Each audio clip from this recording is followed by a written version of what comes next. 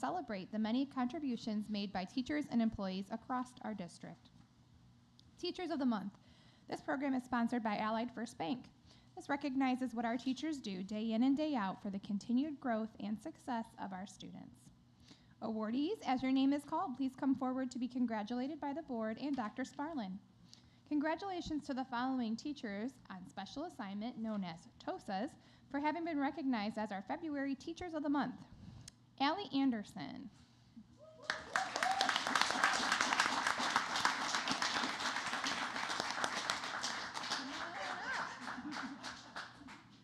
Aaron Gleason.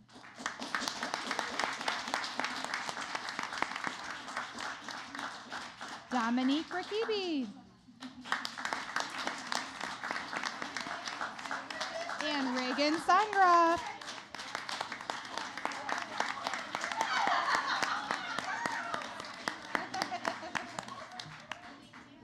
Congratulations to our TOSAs for being our Teachers of the Month. So if we have any of our admin team that would like to join us for a photo, Dr. Harmon. And we're going to have you ladies stay and climb in there for a picture. Get nice and close. There we go.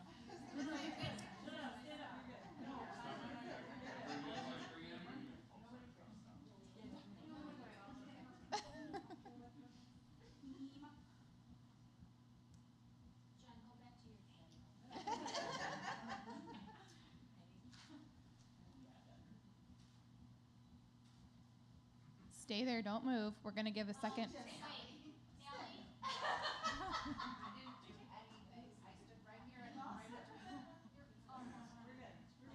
Okay.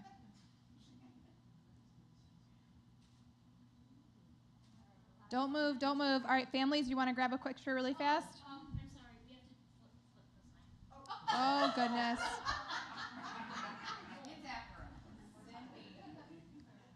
It's a Monday. If any family wants to jump up, feel free to grab a picture. Allie,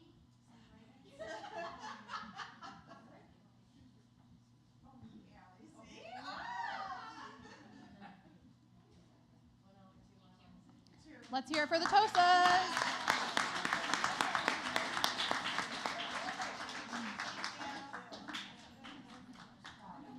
Congratulations, ladies. This evening, our next awardees are our February Employees of the Month. This is co-sponsored by Chick-fil-A and Huntington Learning Center. This award is given in appreciation of employees who go above and beyond and are always willing to lend a hand. Awardees, as your name is called, please come forward to be congratulated by the board and Dr. Sparlin. This evening, let's congratulate Mike Bailey, mechanic at the maintenance department.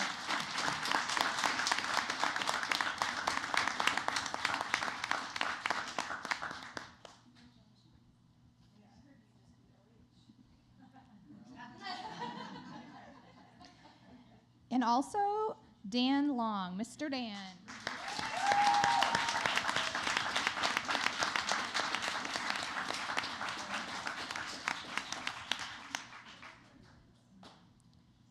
If there are any members of our administrative team that would like to come forward to join them for the photo, we invite you to do so.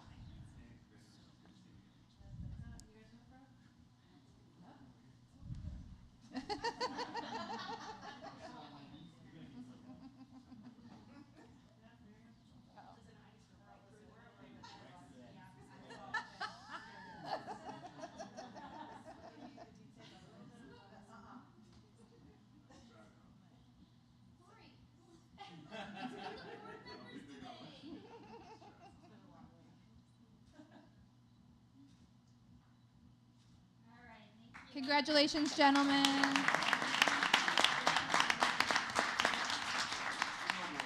We'd like to give a thank you to our generous district partners, Allied First Bank, Chick-fil-A, Huntington Learning Center, and Culver's for helping us to make this program a success. And we would like to thank everyone that takes time to nominate individuals for this award.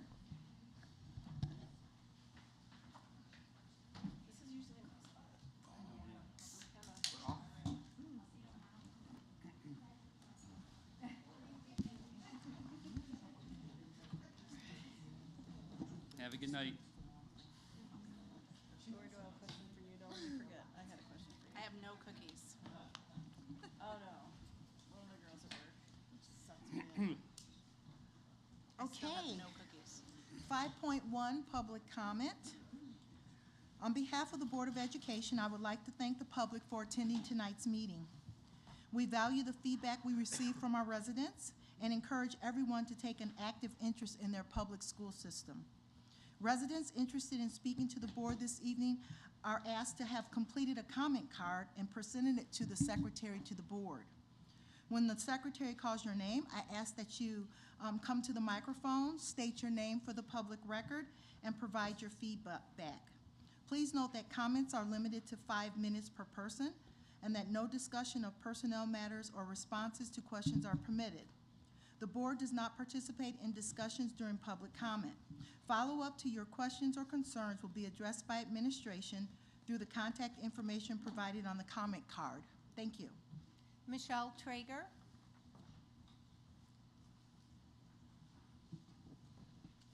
She's got pink today. Pretty in pink.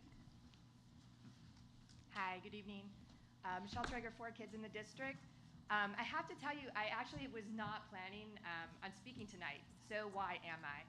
Because last week I accompanied another parent to a domains meeting at OHS, and the nurse asked that parent, oh, are you the mom who talks to the school board about FASD? And so I know that even if people are not here in person, they are listening over the live stream, and the more I bring FASD to this board, the more people will hear about it and awareness is thus raised. So, is there anything new that I can tell you? Well, also at that meeting, it was interesting because the nurse said, oh, I remember a student I worked with who had FASD. And I said, I bet you've worked with way more than one and just didn't know it. And just being there in OHS, figuring 2,800 students there, they are actually working with about 140 students on the fetal alcohol spectrum, according to the CDC statistics. I presented about FASD and the neurobehavioral model the first weekend of February at the Illinois Council for Children's Behavior Disorders Conference. I don't believe that anyone from this district was in attendance this year or last year when I presented. I did talk about the neurobehavioral model, and that is different than the learning theory model that I as a social worker was taught it. Learning theory thinks about learning as a condition, aspect of conditioning using targets and rewards, versus the neurobehavioral model, which is focusing on if the environment is a poor or a good fit for a person's needs. So the conference was interesting because there were people like me talking more about a neurobehavioral model, and then people talking about functional behavior assessments, which we do all the time for our kids. But I do believe there is a way to merge those two philosophies. And finally, if you're not aware of it, the state has just announced and released its 92-page report that is a blueprint for transformation of children's mental health in this state. Because we're very concerned about the mental health of our students in this district, this might be something that you guys want to peruse. Only 92 pages. I know you guys have stuff that's way thicker than that.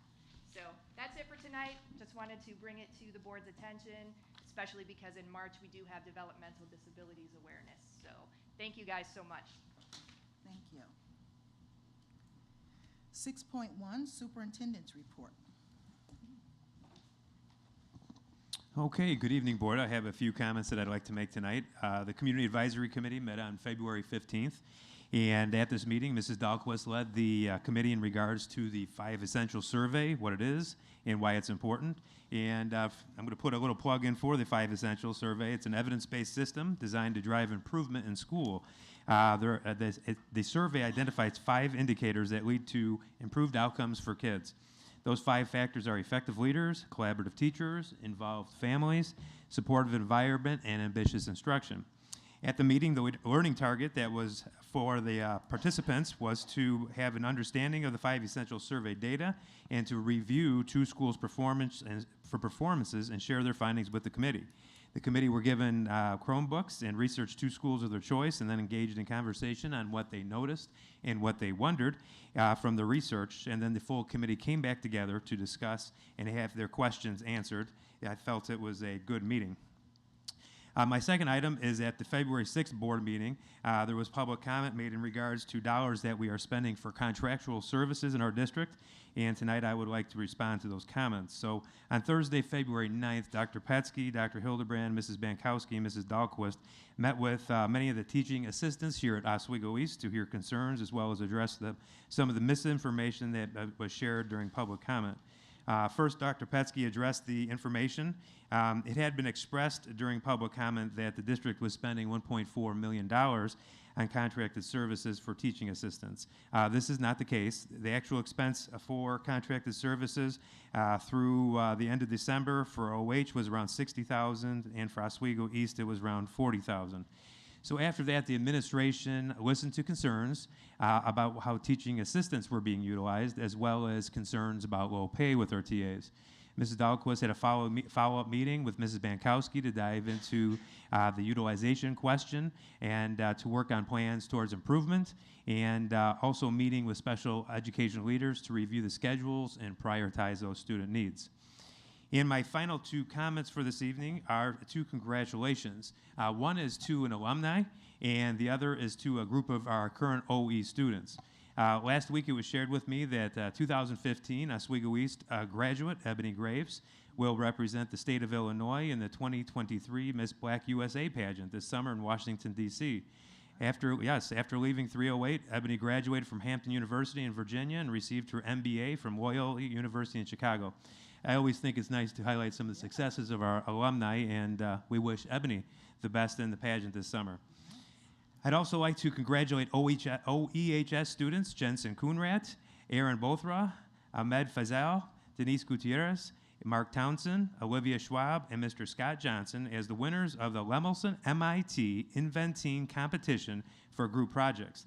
These students from the STEM Club worked on developing a device to improve poor school air quality using algae biofiltration. One of hundreds of proposals submitted for consideration, their project was awarded $7,500 in order to further develop the project as well as receive MIT mentorship.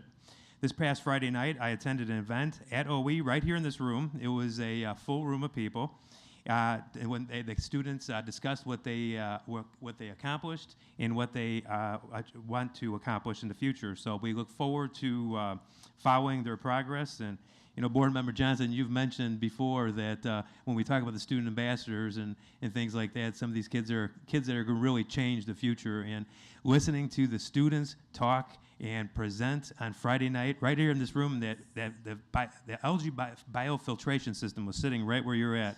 It was just phenomenal, and you know, they're going to move forward to compete in June at Eureka Fest, which is a really big deal. So we wish them the best, but these students are going to change the world. Absolutely phenomenal. So that's my report for this evening. Thank you.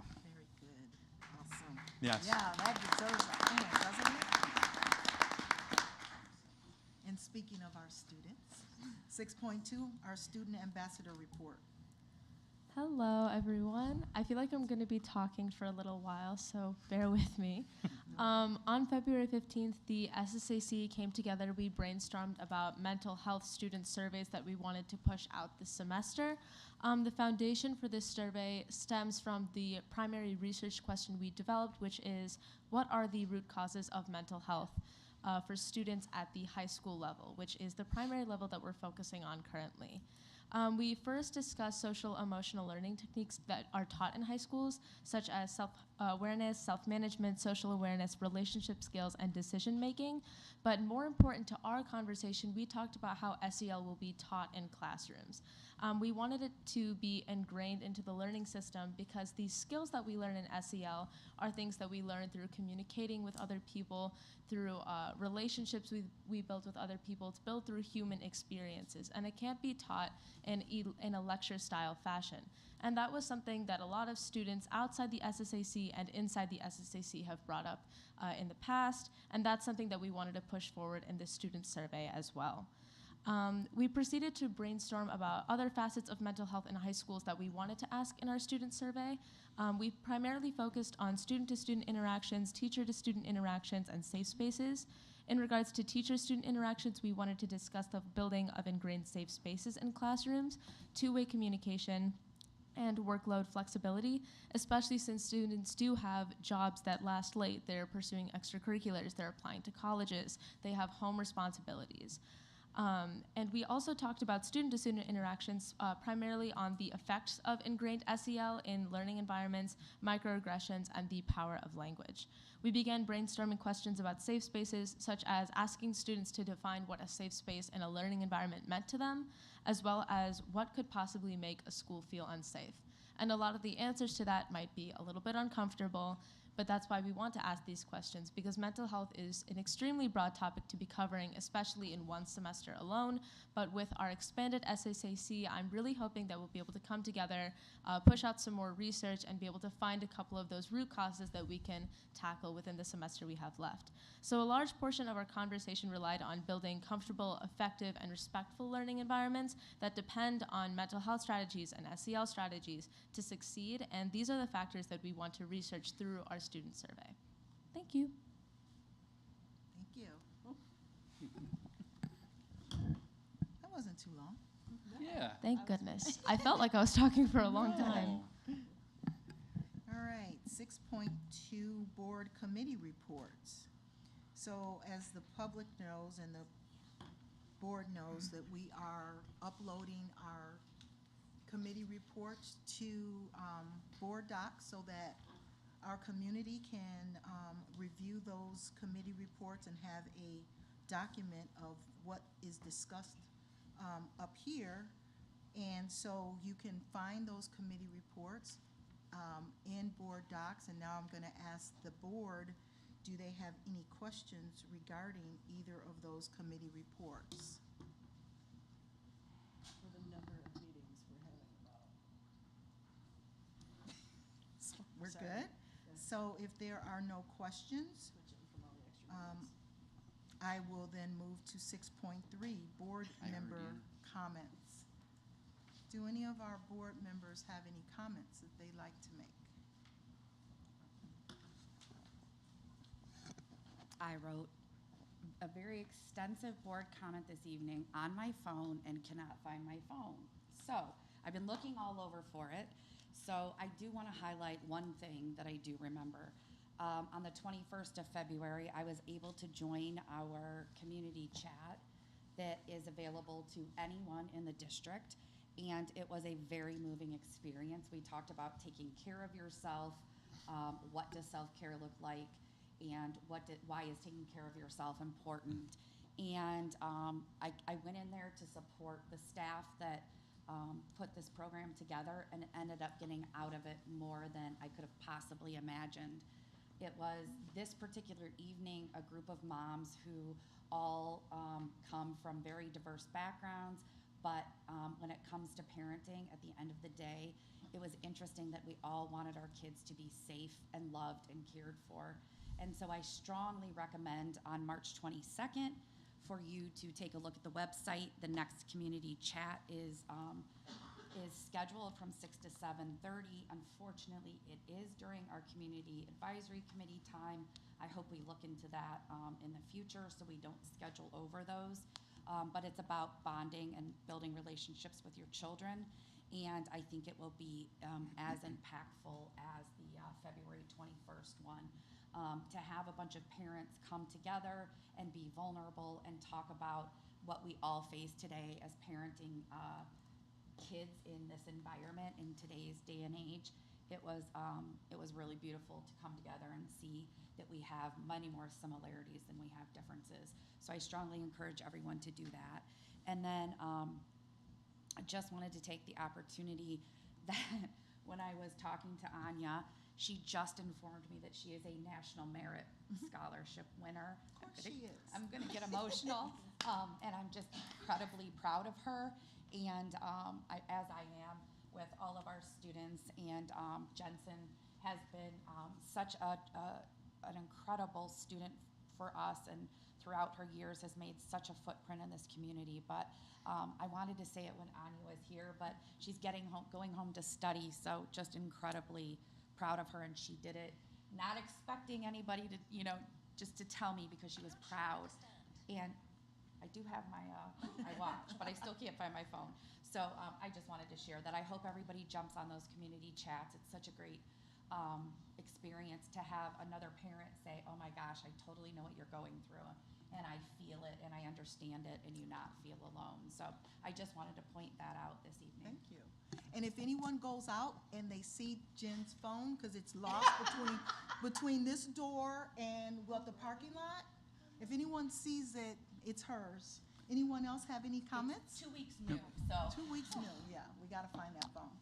Yeah, Thursday I had the chance to, what I consider almost going home, back to the beach. So I was at Long Beach during school hours, did a visit there.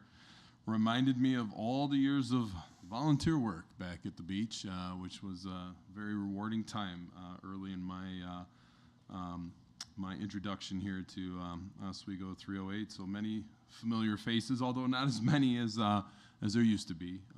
Certainly had some changes over the years.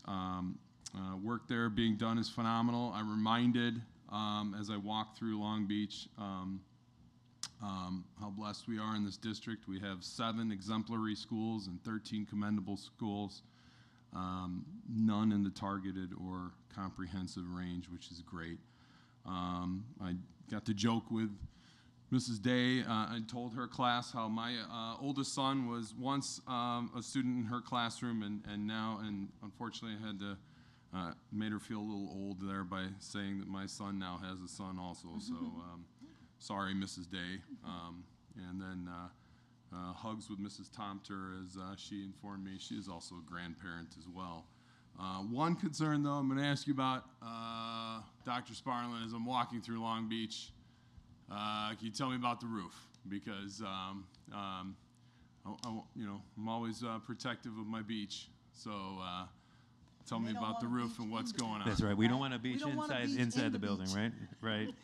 Very correct, please.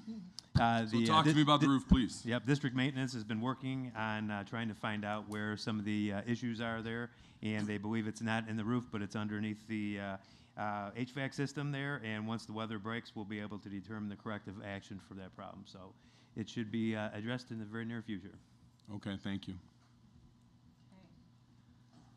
I did have a comment, but I'll wait if any of you, does anyone else? Not right have now, anything? no. Okay. So I sent you all an email on February 15th. It was regarding the student forum date that we had scheduled on the calendar for March 6th. Do you guys recall the email? So normally we have 2 for the public. We normally have 2 open forums where the public can come and talk to the board about whatever their interests or concerns and desires are. And we already had one. We were scheduling another one for March 6th, and this was going to be a forum for students. They were going to organize the entire thing, and then it was for students by students. And so it's an opportunity for us to hear from a wider range of our students as to what their school experience is and how they want to experience school. And so as we started to plan that, what we realized was that there were several organizations, a numerous amount of organizations who were coming together to put on a candidate forum for, as part of our student voice efforts with the district.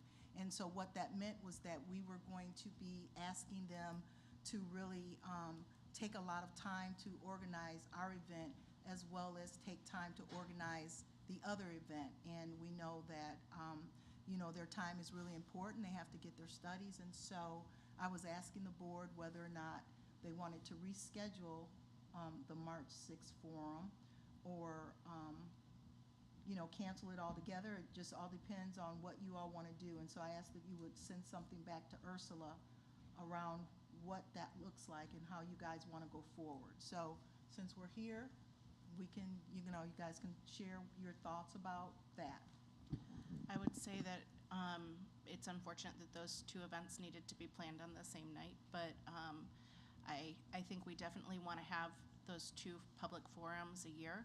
However, we could move it to be a public forum for that, similar to the last one we had, except maybe have all 7 of us have the tables as we had discussed after this past public forum instead of planned for students by students. Okay. Anyone else? Well, they were a week apart. The issue was is that they were going to have to plan both. Oh, the Yes, planning. They were Yeah. planning Yeah. both. Either way. Yes. Same And thing. then I if we were to postpone it, that was going to be problematic as well because then you're getting into finals and spring break and so and they're seniors a lot. So I'm all for Lori's suggestion. I don't know if we need to do it that day or I don't Yeah, know. we So- can push it to, in March or April, April Or or, we can have it that same day since we know it won't conflict with that candidate forum, since, as Dominic said, they're a week apart. Yeah, I said I'm open to either, put it that Because way. you don't want to Yeah, start it's- moving them to where people couldn't feel like they could attend both. So Yeah. if this is a date that we know there are no forums scheduled for, why not just leave it the 6th? are there no scheduled forums? I don't know. Do we know? Well, and that's not giving too much time to prepare for it either. What So is I there wanna to make sure. prepare? Well, there The was a administration presentation, there would was just a, need Oh, to yeah, do but their we don't, You know. we don't have to have a presentation. We We don't can need just a go and be there to answer questions. No, well, in terms of just making sure that they know the topics that they want to discuss, because they'll be different from the last time. They won't be the same as the last one. So, Dr. Sparlin, you can share whether or not you feel like that's enough time to get things together, or A month? We haven't, it's a week. or no, it is. Right. It's not Oh, tomorrow. gosh, it's March tomorrow. Yeah, Right, yeah, it's- yeah. we're- So it's like, yeah. We're talking about, next week, so we haven't Yeah, I think publicized that's it either, probably so. not enough I time will not be available, just so you know. on March 6th. Yes. Okay. I don't And- know that we need a quorum for a forum, but. No, I just Yeah. think. Yeah, that it does, I it's think, probably yeah. a little. There's clo- nothing on the 6th, there's 2 on the 7th. So, again, I think we definitely need to have, Yeah. we cannot not have one, but, Right. Are we just inundating our community with more forums when there's already like, 8 or 9 or 10 or something already on the calendar? I So mean- I don't know. well, I But mean, this is ours. This isn't yeah, a that's- candidate forum. This No, I is get about that. current board topics, so. No, I get that. I'm Yeah. just saying, will we get an audience when people are juggling with all the other things they're doing? Honestly, my biggest concern is that there was an incredible amount of effort put in the first one and very little community Right. involvement. And so if we were to do it that week with all competing with all those other things, I just see more effort being put in and, So I would argue we don't need to have a presentation by our administrators. If this is a board forum and we're just here to listen to the community, why can't we just be there to listen to the community? And if we want to do it the round robin tables or however, or we all just sit in one big happy circle. But the reality is it doesn't have to be a lot of work for anyone. We can all just go and talk about things that we're currently working on. And maybe, given the fact that there are a lot of forums, it would be good to, if people have more questions, because they're going to so many, to say, hey, what is the board currently working on for XYZ, since we're hearing about it? I don't know, that's just my thought. I agree with you. I don't think anything needs to be presented.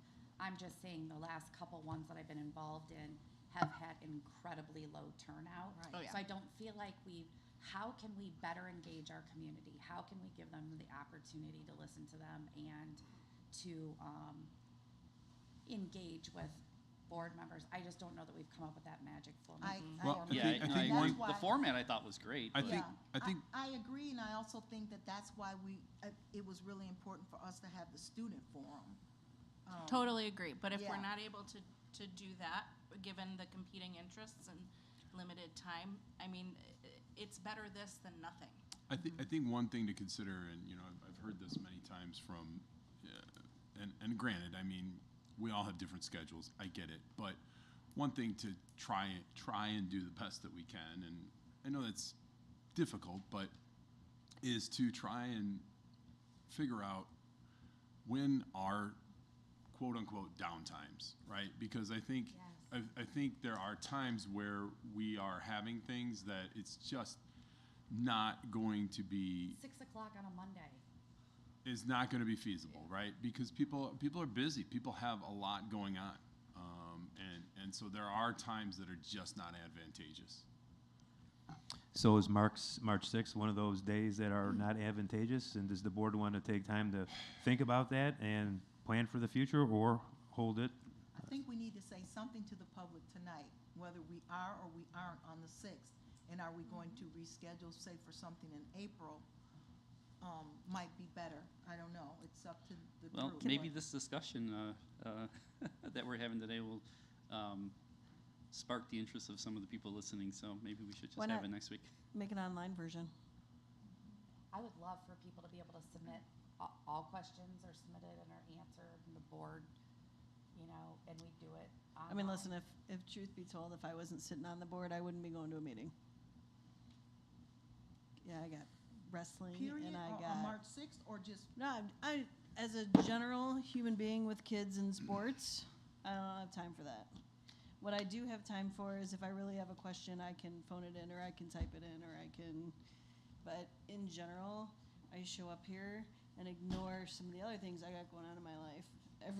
so if we were to have this structure where we allow people to submit questions, we would then come together as a group and then answer them, or Why we would not? just answer them? I mean, it's up, I don't know. I'm just asking. What is the? Or why not make some kind of other, I mean, we do online here, for God's sakes, why can't we? I mean, all right, sure, the quality of the sound is terrible. I'm not promising that you're gonna hear it, but what I'm asking is But if we it's did a possible. Zoom, though, Huh? if we did a Zoom and everybody. I Is don't- that legal, Not Maureen? legal. Well, technically, as long as it's before May 11th, but at this point in time, you would have to make a finding that there was some reason you couldn't meet. I think you all should meet in person. Right, No, but So we if could you have Zoom something it where and- they could. And answer the questions, that's one Yeah. thing, but you all would have, or quorum would have to be in person. I just think it would be helpful for more people to have a voice in that, and we answer those questions. And a lot of times we're seeing people come in with very specific questions to their family or their student. And I don't know that that's the place that, if they want to say it, that's fine, but, Well, I also agree with Lori that we don't need a presentation taking up the first half hour. Yeah, okay, and then I think, like Lori suggested, I mean, community circles have done very well in different districts, and maybe we do a community circle where, you know, we're all in this circle together, no big eyes and no little eyes, and we just talk. Do we want to do that? And do Sure. we want to do that on the 6th? Sure. Yes. We can do that because it's relatively simple, I suppose. I don't know if we need everybody that normally would come, but we should probably get some good representation. So you're saying, in terms of the Some of those administration, questions you're we can't saying, answer. all the We can't answer, administration yeah. doesn't need to come, just a few? I don't know. So that we're not taking, Yeah, I mean, because I don't know if that was Well, intended they on the could 6th work out anyhow, who yeah. they feel should be there yeah, to be let able to them, answer let the them technical figure that, questions, but figure that out, but we we don't don't need a whole necessarily bunch need of, to decide that. Look there, we solved your problem. Next. all right? So we're on for the 6th, and we're gonna do a community circle.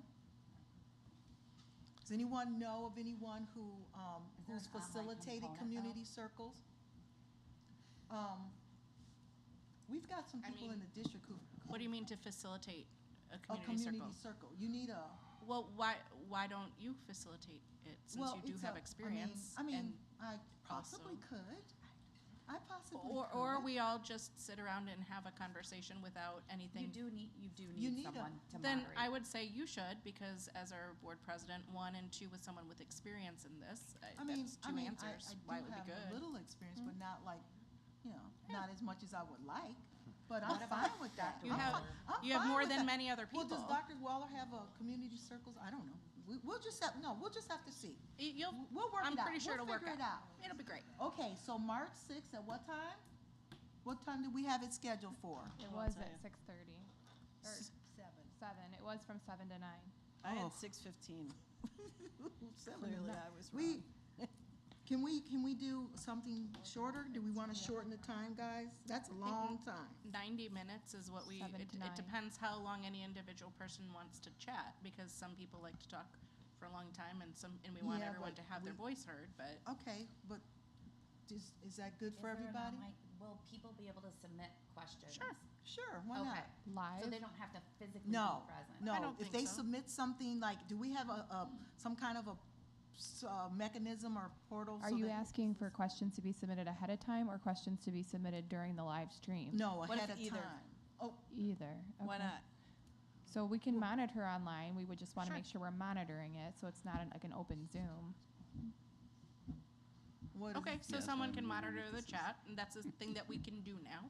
We just suction Somebody just has to be assigned that job. So I'm sure that that can get worked out. I don't think I'll we will get a monitor it. ton of questions that it will be, yeah, Ally's gonna monitor I it. got it. She said she would. Okay, So, so, all Can I right. respond? no, you can't respond. No, we can respond. Ally can't respond in chat. No. But you No. do want a mechanism for people to submit questions ahead of that evening, or you Mhm. don't? Yes, sure, right? I mean- think that any and all questions and ways that we have the ability to capture, we should. Okay. If the goal is to actually communicate, I like that concept. I do too.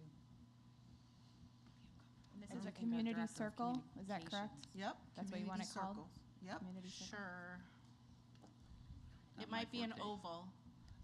whatever it is.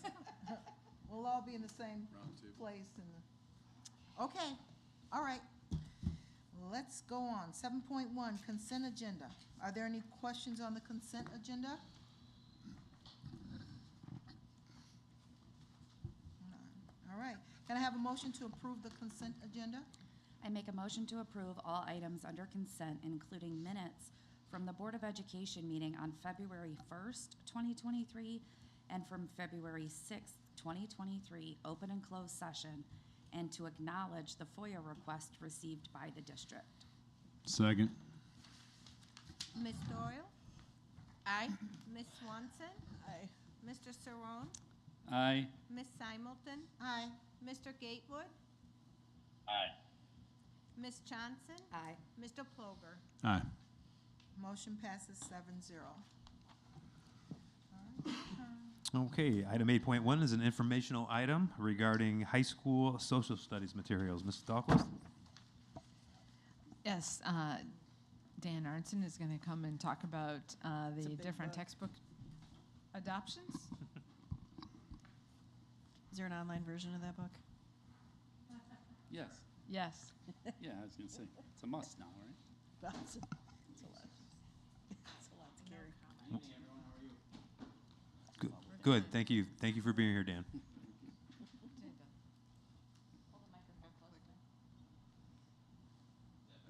Nope.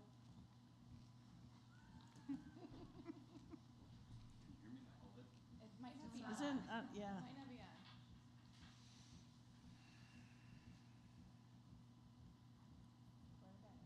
Do you want to borrow my glasses?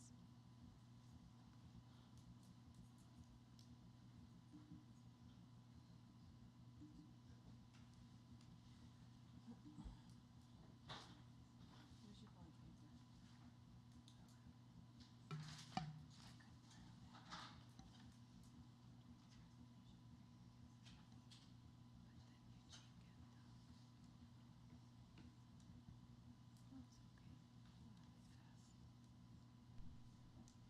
Can you hear me now? Yes. Hey, look at that. All right. I'm going to be presenting 3 new resources for high school social studies. I guess I have to look over here. As you can see up here, there's a process we go about selecting a resource. Of course, the first thing we need to do is determine the need for the resource. And the many items up there on there include creating a budget all the way down to seeking board approval tonight. One of the items we, of course, look for is one of the middle bullet points there is the process we use here in SD308 to select materials based on our own criteria. The criteria here that we first and foremost need to look at state standards. And state standards are continually evolving, right? And we need to make sure we're staying up to date on those state standards. One of the important things we look at is the alignment with SD308 equity statements. And we look at all different types of diverse points of view from diversity, student choice, you name it on this, and we look at kind of all gamuts. The student choice aspect is going to be a big theme throughout tonight, especially when we talk about inquiry, and we'll get into that here in just a second. But we find it really important to engage students in the content, and we're always looking to find a way for that to be involve our students in the material. One of the things here as well is the ease of differentiation. It's easy to think about general education students, but we also need to make sure we're identifying other students that are also going to have the content. And this goes for students with IEPs or English language learners.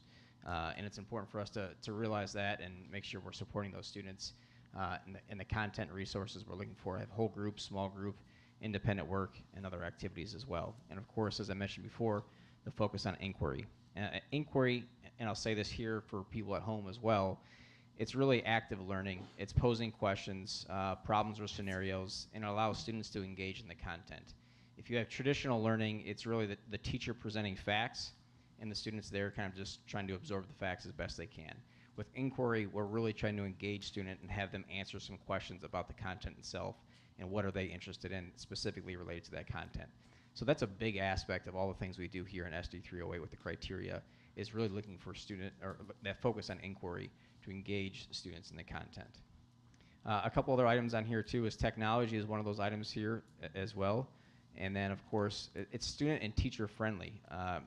Some of the textbooks we looked at, they had great material in there, but they weren't really engaging or student or teacher friendly for use. And that's something the committee kind of looked at as well. Whoops. Why do we need new resources? The first one, contemporary human geography, and I've linked the course descriptions at the bottom because if you remember in the fall I presented this as a new course for us. This will replace modern world history for all 9th grade students, and you can check out the course description for that there if need be. So we'll obviously need a resource for that course there. Civics and U.S. history, the last time that textbook was adopted was 2004. Obviously, the world has changed quite a bit in the last 20 years, so there's a need for that, for new resource. If we look at committee members here, there's members from Oswego High School and Oswego East, and all three of these different committees have members from both high schools, including members from general education, of course, but also special education and EL, and I think that's important to note. If you look on the left-hand side of your screen here, these are all the textbooks considered. There's 5 different textbooks that were in consideration, and the textbook that was selected by the committee was the one here, Contemporary Human Geography, which of course does match the course title, whether that was just by happenstance or not, right? But that was, the committee found that was the most appropriate text. You'll see for this one, students will receive a physical copy and a digital copy of the text, and we can talk more about that for other textbooks if need be later on. Contemporary Human Geography, the reason for selection, this aligns nicely with what we currently use for AP Human Geography, so there'll be a seamless transition if students want to go on to the AP level of this course. It will be easy for them the book will flow with that course as well. And then of course, inquiry activities in each chapter, analysis of primary and secondary resources, and then really, you'll see on here too, excellent graphics and student-friendly content. Of course, we're not selecting textbooks because of graphics and things like that too, right? But it does help to engage students in the material. Civics curriculum, again, members from Oswego High School and Oswego East High School. And the considerations there on the left-hand side of the screen, and then the eventual nominee, so to speak, was on the right-hand side of the screen there. In civics, the reason for the selection, the big part of the selection portion for this textbook is state government is embedded in each chapter, whereas other textbooks, they have that periodically or a single chapter alone on state government, where this is specifically every chapter has something with state government in it, and then the group found that was really important. Again, inquiry journals or activities are incorporated into the curriculum. Really, the analysis of primary, secondary resources again with that. And then, of course, the digital version is available, and it can be adjusted on read level if need be, reading like Lexile levels. And again, of course, student-friendly content is something else to take into consideration. The final book here is U.S. History. And again, members from Oswego High School on the left-hand side, Oswego East on the right-hand side. And for each one of these slides, I've mentioned that Department Chair Jennifer Keto and Department Chair Jim Vera from each respective high school were involved in this process the entire time. And of course, we have on the left-hand side of the screen here the textbooks in consideration, and then the one ultimately selected. And again, this one is updated all the way through the 2020 election and beyond. So it incorporates all of the last few presidents that the other one did not. Again, inquiry is a part of this, and really provides, the last bullet is really pretty interesting too. It's the analysis of current events and really how to engage that in historical events as well, which is pretty interesting for students. The description of the process itself, we began this last school year, formation of committee, really 3 different groups, and having kind of an idea of what we wanted to come out of this process. Last year there was group work about state standards and how to align those standards and how to renew the curriculum, and of course looking at, after we get through the standards and things, looking at the textbook that best fits where we want to go, and then of course bringing it here tonight, and then hopefully for approval eventually here. Then in May, if things get ordered properly, teachers will actually have this in their hands to start looking for before summer.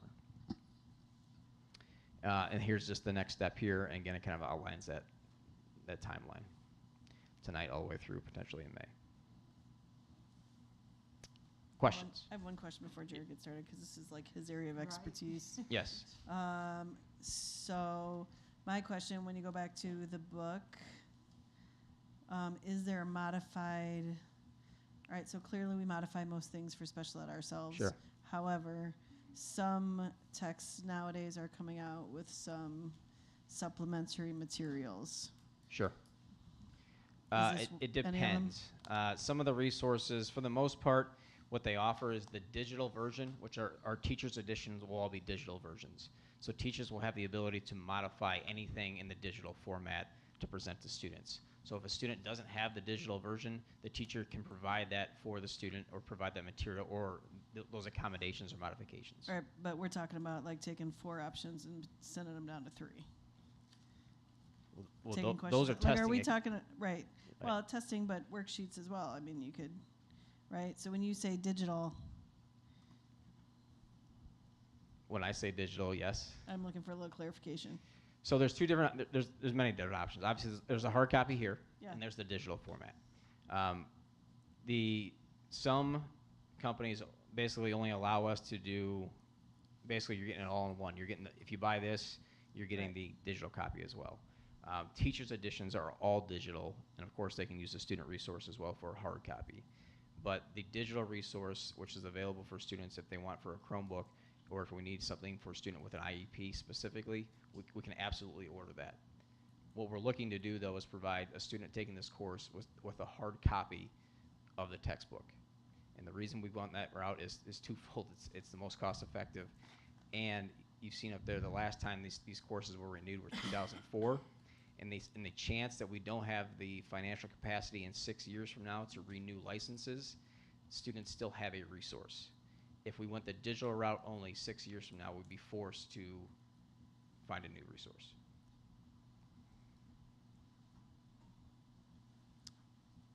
Go ahead. I mean, I should go well, last. like I'm looking, yeah, I don't know, that's not what I was looking for. But I guess maybe what I'm looking for doesn't exist, right? Like I'm looking for, for kids with low reading, is it gonna read it to them? Sure. For kids who have a hard time seeing and I forget the name of it, but following along, right? Mhm. And all of that stuff is available Sure. through a variety of options. But for special ed teachers in particular who are teaching some co-taught classes, I feel like maybe it's the publishers that need to hear me say this, but there has to be something that will help the teachers to help the kids. Sure. And we can look into that too. Obviously, when we talk about massive orderings, we're talking on the masses, right? If we need to reach out to publishers to talk about specific professional development opportunities for teachers or or specific resources for a student, we can absolutely do that on an individual basis. when we talk about ordering for the masses, we're talking about, basically hardcover or digital copies of the same resource. Yeah, can I make a plug just to buy hard copies of the teachers' books too? So we will do what we can. At Some least of a them don't couple? offer the teacher edition. Yeah, but listen, some of us are old. Not me, of course. But I want it in paper. I want it in print. I want to Yep. be able to flip through it. Yep. I don't want to read my news online. I don't want to read my textbooks online either. Sure. Yep. I'll look into it. Go ahead, Jared. I should go last. Anybody else? Okay, go on, Jared. All right, a couple of things. First of all, I'll be honest. Some of them are quasi questions. Are you a history teacher? It's possible. I'm excited about the inquiry base, and I'll say this, right? We talk about diversity all the time, and for some reason, it gets a bad rap.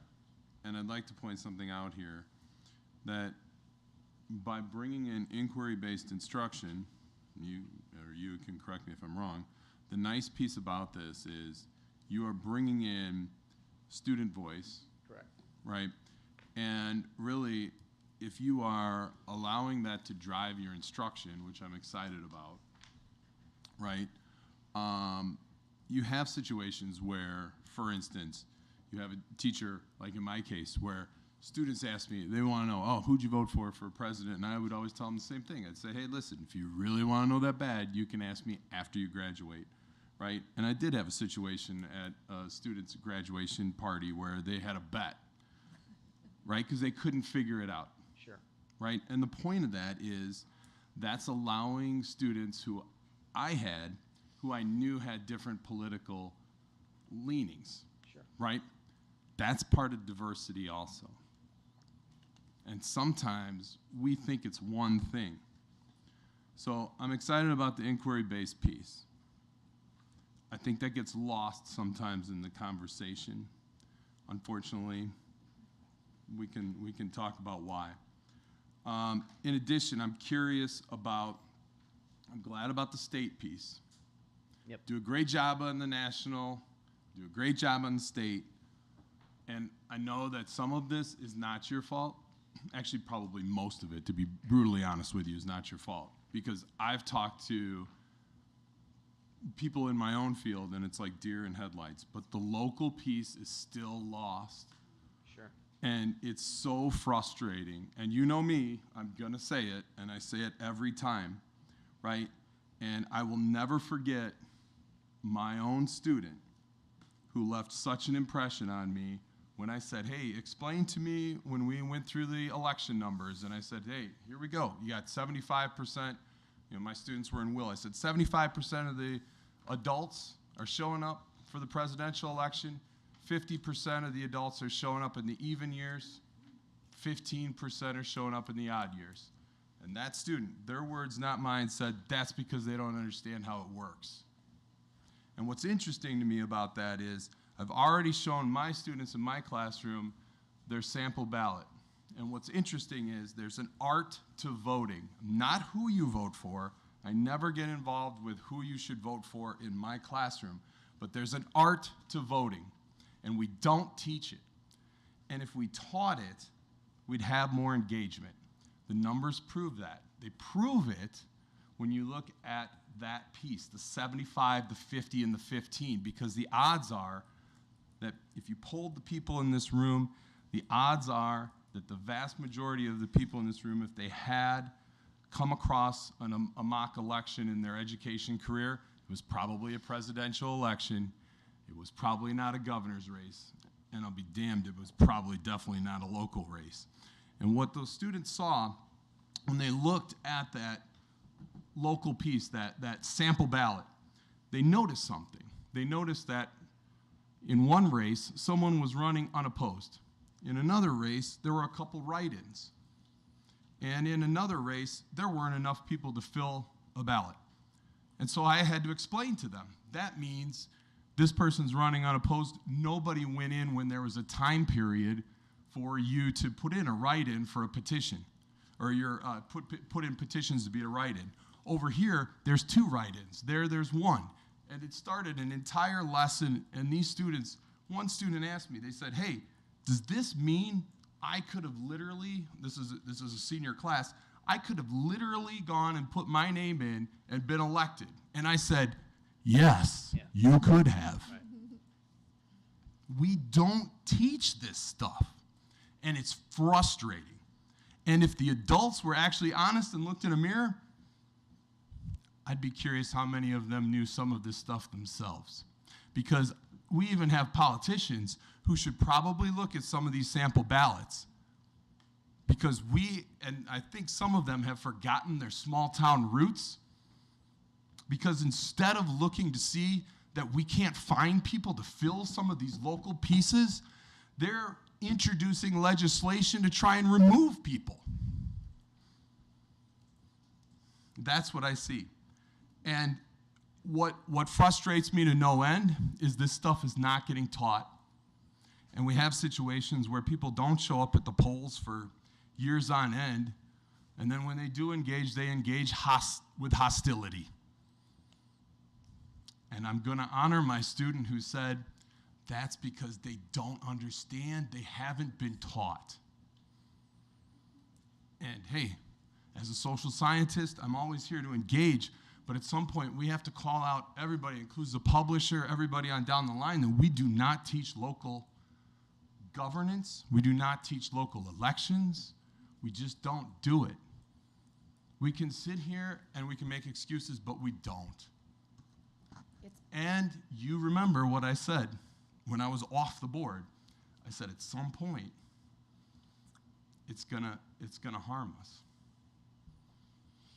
And so real quick, and then I'll be done. I'll get off my soapbox and I'll be quiet probably for the rest of the evening except to vote.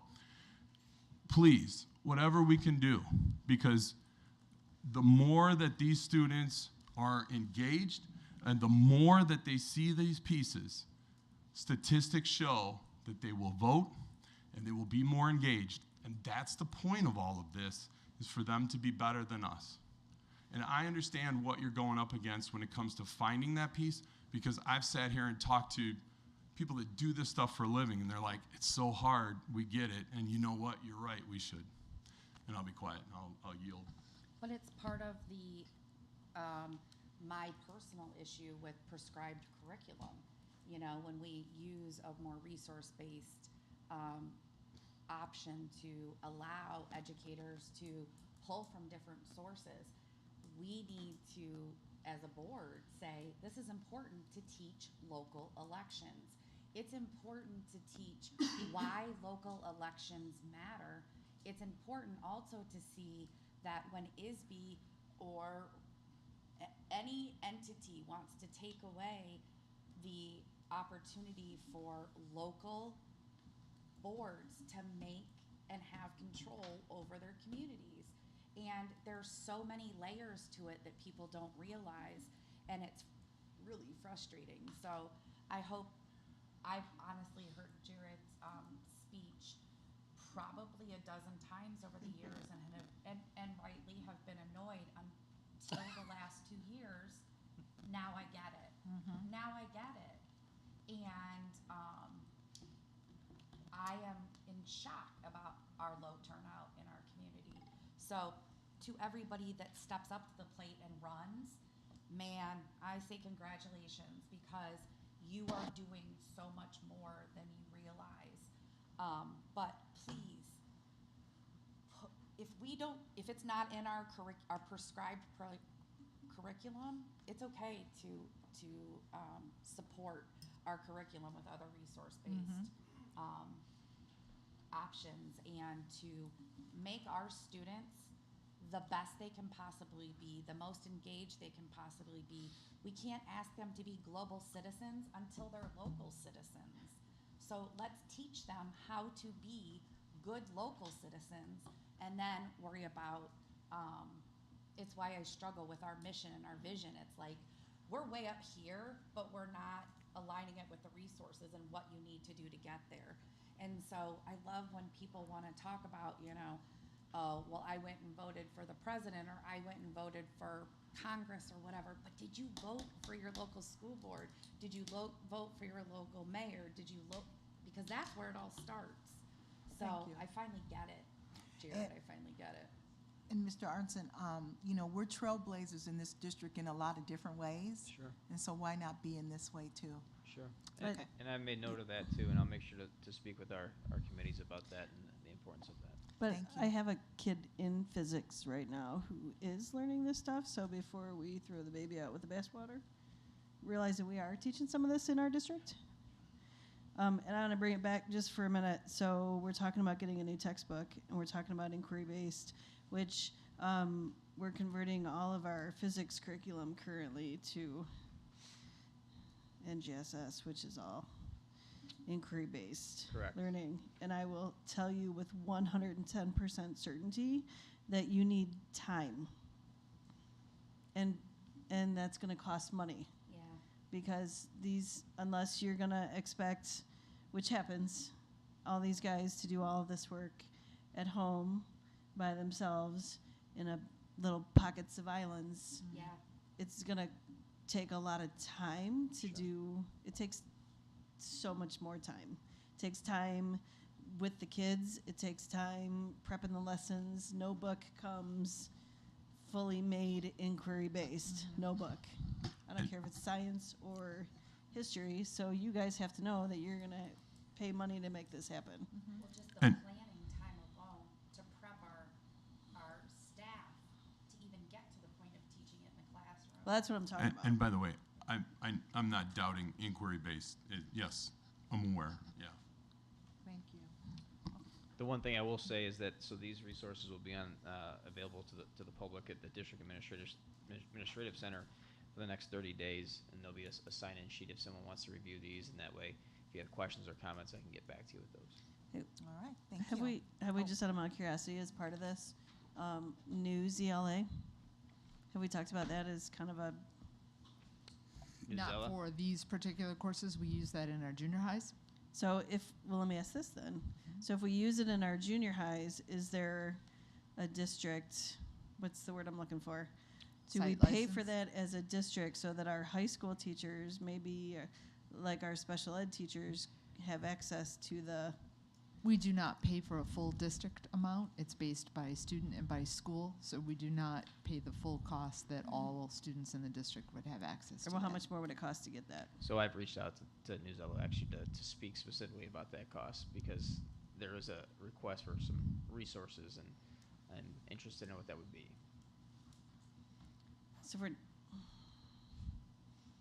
are we using all of our, I don't know how many you get when you buy just the junior high version. I guess what I'm asking is, as these kids move into high school, why can't that travel with them?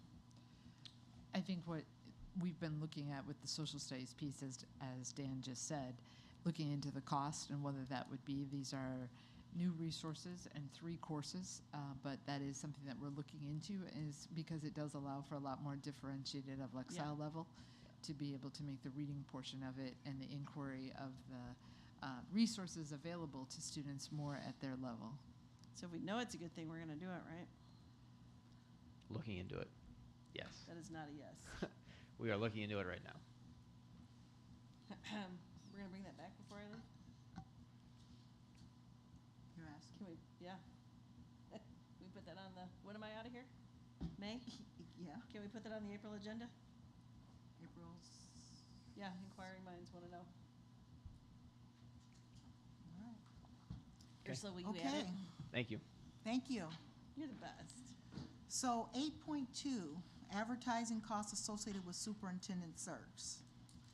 So as we all know, nothing's free. And there are some additional costs associated with our superintendent search, which was outlined in the presentations as well as in the proposals that we received. So this is not anything new to us, but the dollar amounts are new to us. So I wanted to bring your attention to the document that's in your board docs that was presented by our superintendent search firm that we selected. And the highlighted areas are the ones in which were recommended. They total about $1,000, and they are as follows. So the Illinois Association of School Administrators website has what they call Job Flash, and it has some enhanced features over and above the website itself that that there are no costs for. It's emailed to 5,000 plus superintendents, and there's addition to the postings on their website, and that's a fee of $599, as well as the National Association of Black School Educators. National Alliance of Black School Educators for approximately $250 for 30 days, and then the Association of Latin American Superintendents for approximately $150 for 30 days. These are the ones that they recommended and have found great success with. So this is just one aspect of their recruiting. This is just what Jen, would you call passive recruiting versus active recruiting? Yeah, very So, passive. can I So- ask a question about this? Mm-hmm. Because in the presentations, I heard every group talk about Ed Week. And I don't I'm see that shocked highlighted. It's not on there. Right, well, it's on Ed Week here, is but on it's here, but not it's not a highlighted. But as a recommendation, Yeah. it's only $3.95 for Right. online. It is Well, where, listen, we can do whatever we Yeah, want. No, know, I but understand, but I'm curious as to what my question is. why not Did you recommend it? ask a follow-up question yet of this group? Why they'd recommended it in the presentation, but they're not recommending Yes. it here? Eugene, are you there? Because I don't recall, and I'm not sure if we asked that question or if they asked it.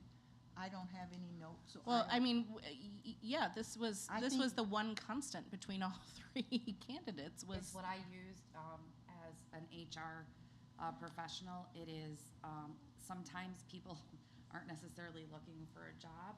They are reading an article on Ed Week, and then they're like, "Oh, look what's available." So it's a really great audience to capture. And for $395, I think I would be remiss if we didn't do it. And then Okay. I also have seen over the last, I would say, 2 to 4 years, LinkedIn has become a great networking space for educators, and I think that should strongly be considered as well. Did Eugene, are you there, and did you remember if you guys had a conversation about that switch from Ed Week? I don't know. I didn't know if they switched, Yeah. but I don't want to speak for them because I don't know exactly the reason why they said it. So I think we would have to just follow with them. Yeah, we can follow up. I'm trying to find it right now, but for some reason I'm thinking that like one article or one version of Ed Week was included. That's And what I maybe thought that's I'm trying to find it right now, but maybe that's all it is that they recommend, doing that, and that was included in the price or something. Well, that one of the organizations, I don't know if it's the one. Yeah, but I'm not sure if it was the one we selected. I thought it was pretty much all, but yeah, I can't remember. I thought it was too, but I mean, I think, yeah. but now wait. we're seeing Oh, look, maybe one. Dr. I think O'Meara it was calling us. Oh, look at He's that. got an answer. Oh, yay! Wanted me to get him on the phone? Sure. Can we do that? Can we do that? Maureen Okay. says yes. Maureen says yes. Okay. Look at that. He's listening. That's responsive service. We like Thank that. you. Here he is. Oh, hold on. This is Kevin O'Meara. Please leave your name. Oh, really? I thought, wait. Ooh, I don't know. Let's see. I'm going to say call back.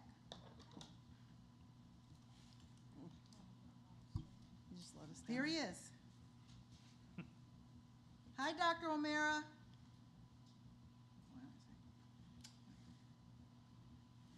Hi, Dr. O'Meara.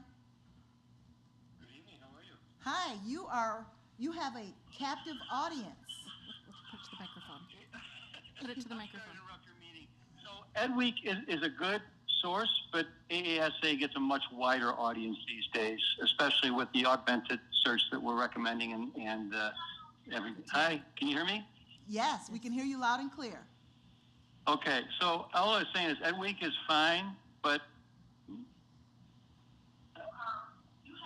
Ed Week would be a supplement, not instead of. so Are you All getting, I'm saying is Ed Week is fine. are you getting feedback because you're listening to us? Yes. You want to turn that down or off or something? Yeah, there's a delay. He has to turn that off and only do it live. Yeah, you have to turn it off so you can only hear us.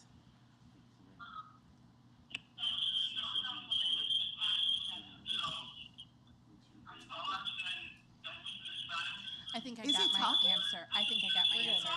Thank But you. what about, I want to know, Dr. O'Mara, are you still talking?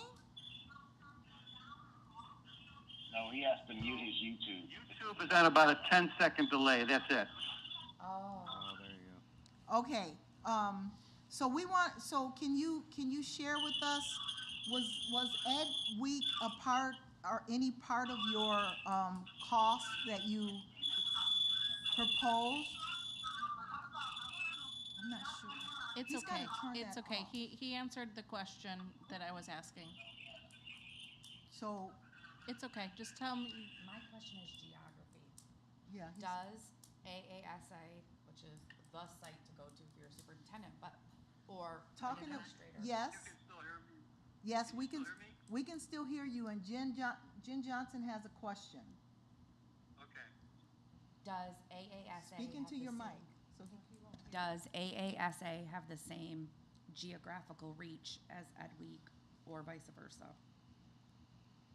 I think they're very similar. They're both national audiences, but ASA reaches a much wider audience these days. Okay. That's fair. And you got your question answered regarding Ed Week. Did you get your question answered regarding Ed Week? Something about, was it included in our Was 1 cost? week included? I don't know if it's relatively immaterial, but No, AASA, we belong to AASA. Ed Week is a paid advertising option only. Okay, and then what are your thoughts about LinkedIn? Because I know that you were not recommending that one. Yeah, LinkedIn is really not heavy in the education market these days. It's more for private firms and other agencies. We've had some clients use LinkedIn, but we've never had a good finalist or semi-finalist person that we recruited through LinkedIn. I just think it's a waste of taxpayer money. Okay. I like the bluntness, yeah. Does everyone have their questions answered? My last question is there a way for us to post the position on the district, but the application gets sent to School Exec Connect? Or can we put a link to wherever the application is so that people can just go directly to our website to submit? I think so. I can send Ursula or Latanya or anyone you'd like the link for the application first thing tomorrow morning. Perfect. Thank you. Okay, yes, because that was one of the things we talked about in our meeting, that was going to happen. Yep, that's pretty standard. We would encourage you to post that on your website. Yes. All right, any other questions? No. Okay, thank you, Dr. O'Mara, for listening. Okay, I'm sorry to interrupt. I just was watching your board meeting and wanted to fill in any questions that you might have. No, that was perfect. Thank you. Just set the bar All high. right, have a good evening, everyone. Bye-bye. We picked the right one, didn't we? Okay, so are we in agreement then with the AASA, the National Alliance of Black School Educators, and the Association of Latin American Superintendents? Because that's about $1,000.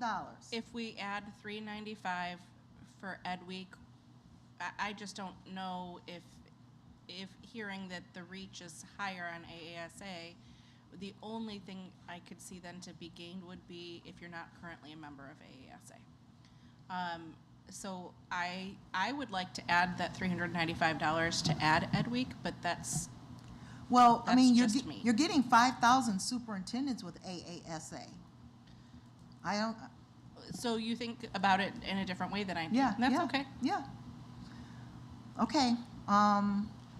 Where Anyone are you else? guys? You guys. I mean, I'm good with the recommendation. You're good with the That's recommendation? why we hired them. That's kind of where I go. Good with the recommendation? We're all good with the recommendations? Okay.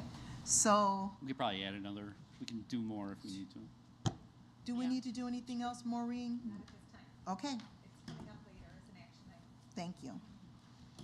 All right. And you? All right, item 8.3 is an informational item titled Thinking Upstream. So tonight we have Mrs. Dahlquist, Dr. Kincaid, and Mrs. Komitas who will be presenting.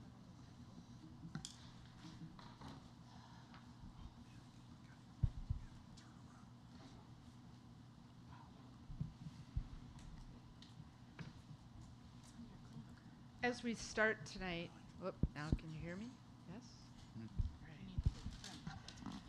As we start tonight, we ask for your close attention. I've been doing presentations and trainings for over 30 years, and I feel this presentation is in the top 3 in its importance and potential impact for moving a group of people forward to improve schools. Before I begin, I want to state that I truly believe that the vast majority of people are good, hardworking employees, and that if there is a failure or inefficiency, it is a systems issue. When I tackle a large work problem, I approach it from that angle. And since I arrived in this district not yet 4 years ago, I have been asking myself, why are we constantly reacting instead of having the time, systems, and resources to be proactive? This has been an observation shared by myself and others that have come from other school districts. It's because of this mode of operation that we started to read upstream as an executive leadership team. I'm now going to ask Teresa to talk just a little bit about the premise of the book. So as a member of the executive leadership team, which Faith will go into shortly, we did read this book and we discussed it as we went through chapters. And really the basic metaphor of upstream is kind of a definition of how to tackle the problem appropriately, how to be proactive. So if you think about a river, a stream, let's say we're at the bottom, rescuing people as, children as they're floating down the river to save their lives, right? But we don't take the time in the moment to look back and figure out how are these kids getting in the river to begin with, who or what is throwing these kids in the river so that we're wasting all of this time and energy instead of preventing the initial situation. So that's kind of a simple metaphor for it, but we did read the whole book and have had some very meaningful discussions around it. The next slide here is really a summary of the climate and culture survey that we took district-wide last spring. The slide that you're seeing up here is really talking about the work-life balance. We presented these results on a high-level basis with you previously, but we really wanted to note that the district administration and our school administration, our numbers are a little concerning up there, especially that 35% agreeing that they have good work-life balance from our district administration team. We talk a lot about strategy, but we all know that culture eats strategy for breakfast. Love it. So as we've spent a lot of time and effort around development of the Envision 308 strategic plan and all of the directions that we all want to move forward, the goals and things that we want to see, it's difficult to move forward because of the impact that the culture is having on that. So while reading upstream, I saw this group of very committed 16 district administrators strengthen their ability to work together and come up with 2 priorities. And while I was really proud of their work, and I felt that we were on the right track, my heart sank. When we identified our one main wish, here was a committed group of people set up to fail. And they, myself included, hadn't realized it. I had been too close to it to even realize what the main issue was. Here's what we now firmly believe needs to be done in order to make our district function like the organization we know it can be. I want to thank everyone in executive leadership team that helped solidify the ideas and the information in this presentation.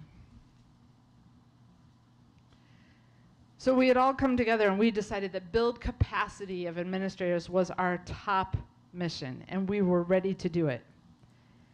And then we thought about how often we are changing administrators.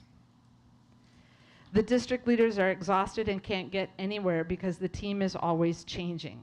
We thought about at a school level, if a principal had 70% fresh out of college teachers every year, how much would we expect them to make progress? So in the case of school leadership, it really looks at how often frequent turnover has a negative impact on school climate. We talk a lot about at our meetings and at the board level the importance of trust. Trust takes time. When there are administrators that are turning over frequently, relationships are hard to develop and to maintain. We also know that at a school level, student scores are impacted.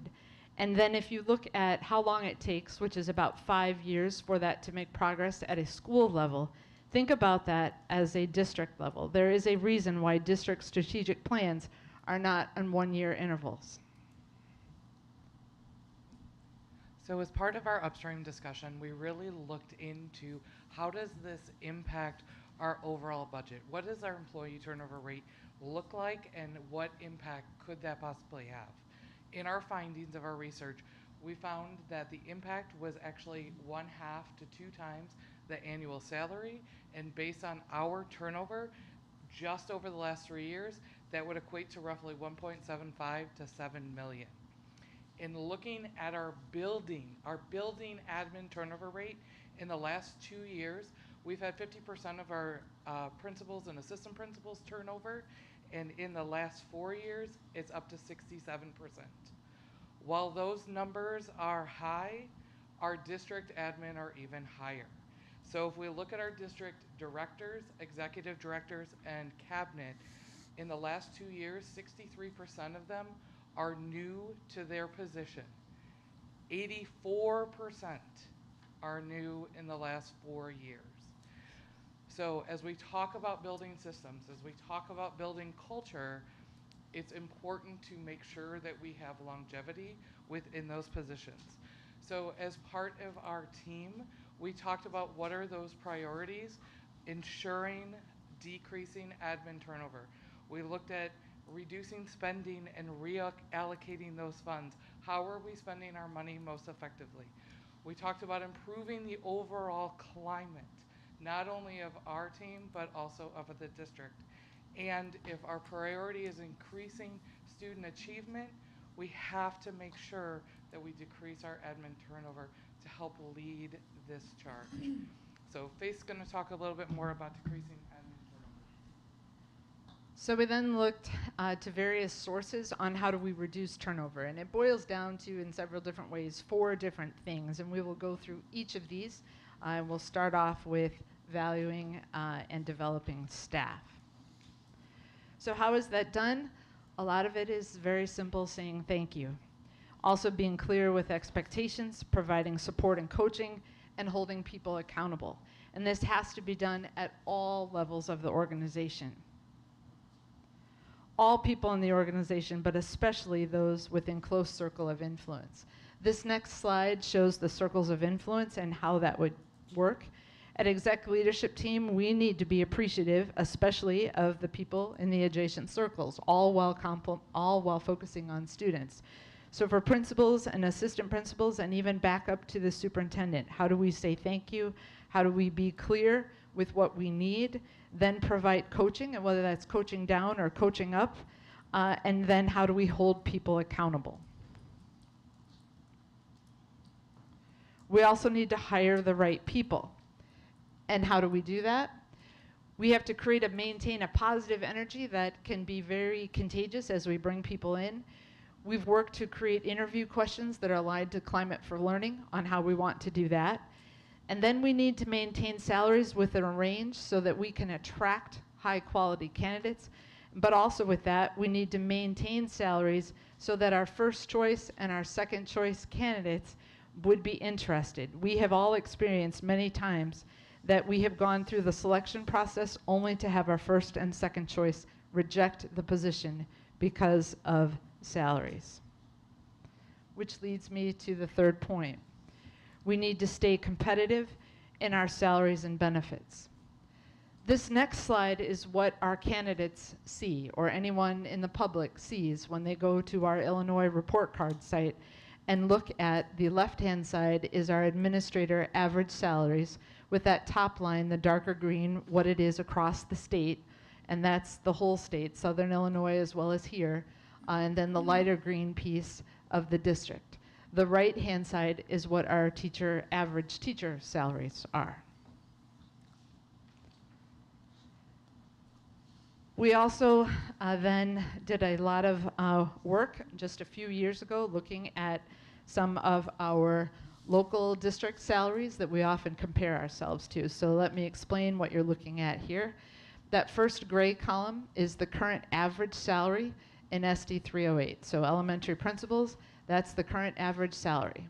Then we have the current low salary in the yellow column, and then the lavender or purple, we looked at 7 local districts that we often compare ourselves to back in 2021, and then took the lowest elementary principal pay from all of those 7 districts and averaged that together, and that's what you have in the lavender column. The final column is what percent of our people in that category have been here less than 4 years. So for elementary principals, where there is a 46% turnover, the difference in the low from 2 years ago in our comparison districts to our current low is $15,000. Our elementary assistant principals, where there are 77% turnover, the difference in the low from 2 years ago at other districts to our current low is $12,000. The junior high principal level, where there's 40% turnover, the difference in the low from 2 years ago to our current low, $21,000. The junior high assistant principal, where there's 88% turnover, the difference in the lows is to $11,000. High school principals, difference is $20,000. High school assistant principals, the difference is $16,000. So what would it take to not be competitive, but to move closer to competitive for the 48 principal and assistant principal salaries? We're looking at $378,000, or less than 0.1% of our district budget. We also looked at 46 other administrators. Those include deans, athletic directors, program coordinators, and many district administrators. We looked at district comparisons again. They're not as easily drawn, but we did look through that, and we are looking at $213,000, again, much less than 0.1% of the district budget. I'm now going to turn it over to Heather. Okay, so Faith just talked a little bit about the recruiting and retention of our admin financially. As we saw from the data shared by Teresa at the beginning, our survey data shows an area of statistical significance in work-life balance. So that is another area that we know that we need to significantly make progress towards. Different ways that we can try to achieve this is hiring some sufficient staff. So in a little while, we will talk about some additional staff. In addition to that, clear vision and purpose. So how are we communicating not only our expectations, but then also job responsibilities? So with that, Teresa will talk a little bit more about a dynamic org chart. And last, we want to make sure that we're decreasing staff turnover. So in closed session later this evening, we would like to discuss 2 possible new positions, some budget considerations and the impact on the proposal, and then changes that we're recommending to our current org chart. So now Teresa will talk a little bit more about the chart.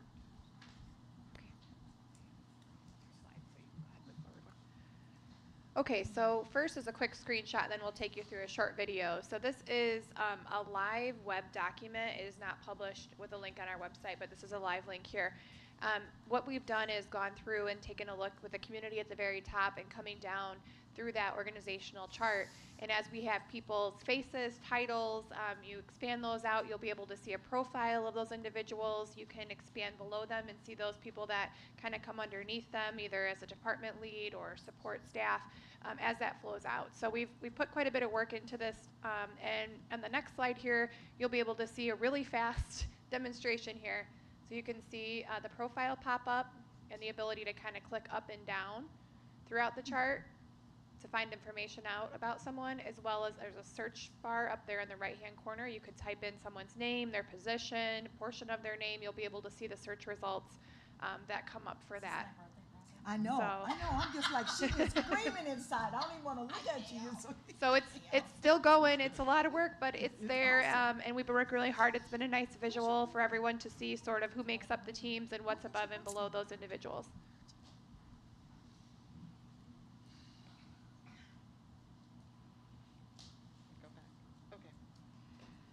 So then we get, obviously our one solution is to decrease administrator turnover, but with that comes 4 asks. Our very first ask is to help us value people. We, the executive leadership team, have committed to this. We now start every meeting with thank yous and celebrations of one another and the people that report to us. We create an annual list of learning expectations for our principals, and this is a coordinated list from all of our departments. We've created a huge amount of professional development for admin, and it is our #1 priority moving forward. At the same time, we want to hold people accountable within our team and adjacent circles of influence. We ask that you join us in our efforts in this area. Ask number 2 is to help us hire the right people. We will be rigorous in our recruitment and our selection of administrators. We ask that you allocate funds to bring starting pay up to closer to competitive while raising existing pay so that our current staff isn't devalued. The money spent here saves money later and less turnover and more highly trained, experienced staff. The cost is less than 0.2% of our overall budget. We have to invest a little to save a lot. Ask number 3 is to help us continue to be more competitive. We need to continually invest in our leadership to make SD308 more competitive. Again, this is only moving us forward. In the future, we will need to consider additional funds. Ask number 4 is help us achieve work-life balance. We will maintain a dynamic org chart and stay true to the purpose and vision. What we ask of you is to provide clear vision and allocate funds for 2 additional positions. With these clear expectations and vision, there is less work and more purpose, which allows for our work to be passion, not stress. We will stay true to this purpose and vision. We ask that you provide clear vision and help us out as we continue to work to have better work-life balance and model that from the district on down. In closing, if the priority is reducing spending, if it's improving overall climate, if it's increasing student achievement, then it is necessary to decrease the amount of turnover on our administration. We are aware that asking for additional money while we are trying to build a fund balance may seem counterintuitive. However, we strongly believe that not only is this investment imperative to improving district climate, it also will save money in the long run. In closed session, we will show budget reductions and efficiencies that have been found so this does not negatively impact our 5-year budget projections and continue toward our goal of increasing our fund balance. Taking these 4 steps to proactively work to reduce admin turnover will increase student achievement, improve district climate, and reduce spending in the long run. Executive leadership team is committed to focusing our efforts in this very important area. We ask for you to help and join with us. Yes. I have a few thoughts. One, I'm going to look at thank you for the presentation. This is a very impassioned plea, and I know that there's a lot of emotion and there's a lot of stress that goes behind this that you're asking for help with, and I hear that, and I want you to know that I hear that. My questions are related to truly solving the problem, so I have some questions for you regarding the climate and culture survey. We are looking in here at one first about that first thing, and I'm looking for the slide number, I apologize. The climate and culture survey, you talk about the work-life balance. Can each of you, and I'll ask Dr. Sparlin as well, you're arguably our 4 senior leaders, what are you doing to model work-life balance? So one of the things that, and people, that means different things to different people. I believe it's having a clear purpose and deciding what it is that we need to do. So at executive leadership team, instead of the list of 22 things, we've narrowed it to 2 that we are taking celebrations on and then working towards. I do believe that work-life balance is different for different people. Sometimes that is being able to be successful For you, I'm For just me? asking for our 4 senior leaders in the room. What are you doing to model work-life balance? I think laughter is good. Okay. I think that, talking and getting to know one another and having relationships at work helps with that. Thank you. I am working with not only our team, but my own specific team about family first. That the focus, the work, while it's important, needs to be prioritized based on our family goals and objectives. So there will be times, and I know we have collectively talked, where you might get a late night email from me because I've had time with family first. So that's one way that in discussions as our team prioritizes when things will be due and we talk about those timings, we prioritize around family. Thank you. I would say for me, and kind of having a little bit of more of a longevity perspective on kind of what things were like 7 or 8 years ago compared to now, the workload continues to be higher. But what I feel is different over the last several months since we really delve into this is really the ability to be honest, to say, I can't, right? Like there's only so many hours in the day, and if family is first, we sometimes have to be able to say we just can't take one more thing on. And by meeting as a team and really being able to be honest and open and ask for help, and in the ways that we were able to ask each other for help, we're able to come here to the board this evening and ask for help and be honest with that. I think it's a really big culture shift, and it feels, it comes across as a lot of support and ability for us to be able to take back some of that work-life balance that we lost. Dr. Sparling? I'm going to echo a couple of the things and add a couple of add additional. Family first is something that we've talked about. At the ELT, we've really stressed the idea and working together as a team. We've put together different outings, just outside of work to come together to socialize as peers and working together. At the cabinet level, we've created a list of norms and expectations of, when we talk about work-life balance, what does that look like? When emails can be sent, when phone calls are, text. We've outlined all that. And, at the beginning of the year, at the beginning of the year, this was the first thing I talked about with the entire district administration was the importance of work-life balance and things that we can do to put into place. And, social emotional learning. Dr. Paul has done a lot with weekly newsletters and things like that to the staff and our administrative team. So it's not any one thing. I think it's a combination of everything that we're talking about tonight and stressing the importance of what we're talking about. Thank you.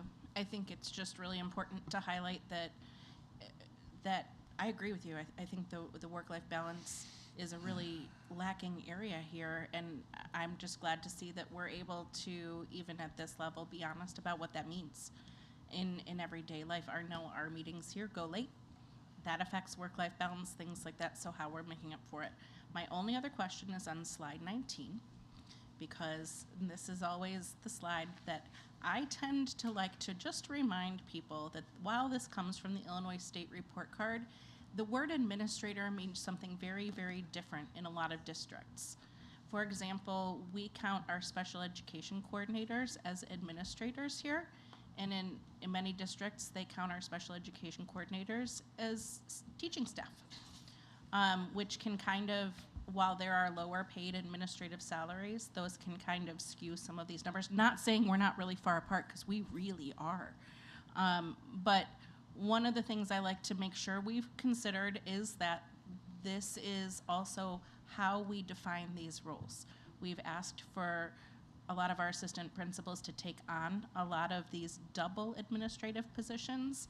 And when we're looking at adding 2 positions, I'm going to ask, and this is just forewarned, what are we doing about the fact that on our most numerous administrative position, our assistant principals, where we've doubled the amount of responsibility, what are we doing about that in addition to the 2 other roles, whatever those end up being? Sure. So one of the things that we have admired about the problem at ELT when we're talking about whether it's special education improvement, whether it's talking about MTSS, whether it's SEL, whether it's even about budget management, we've got a lot of expertise to go train our administrators. It's not administrative, like, well, you've now had 1 month of training, you're good to go. It takes quite a while. And you need to have not only people at the district level, but peers at that level to rely on, to be able to have those pieces. And I know from experience in other districts and from the wealth of information that we have at exec leadership team, that we can train people, but we need to not have them leave all of the time. So when you look at an assistant principal who is learning all the complexities that are involved with special education leadership, we need people that have surrounded them, that have been here for a while, to get it in good shape so they're coming into a system that's working. We also need our special education administrators to have been here for a while and built processes and systems that are working.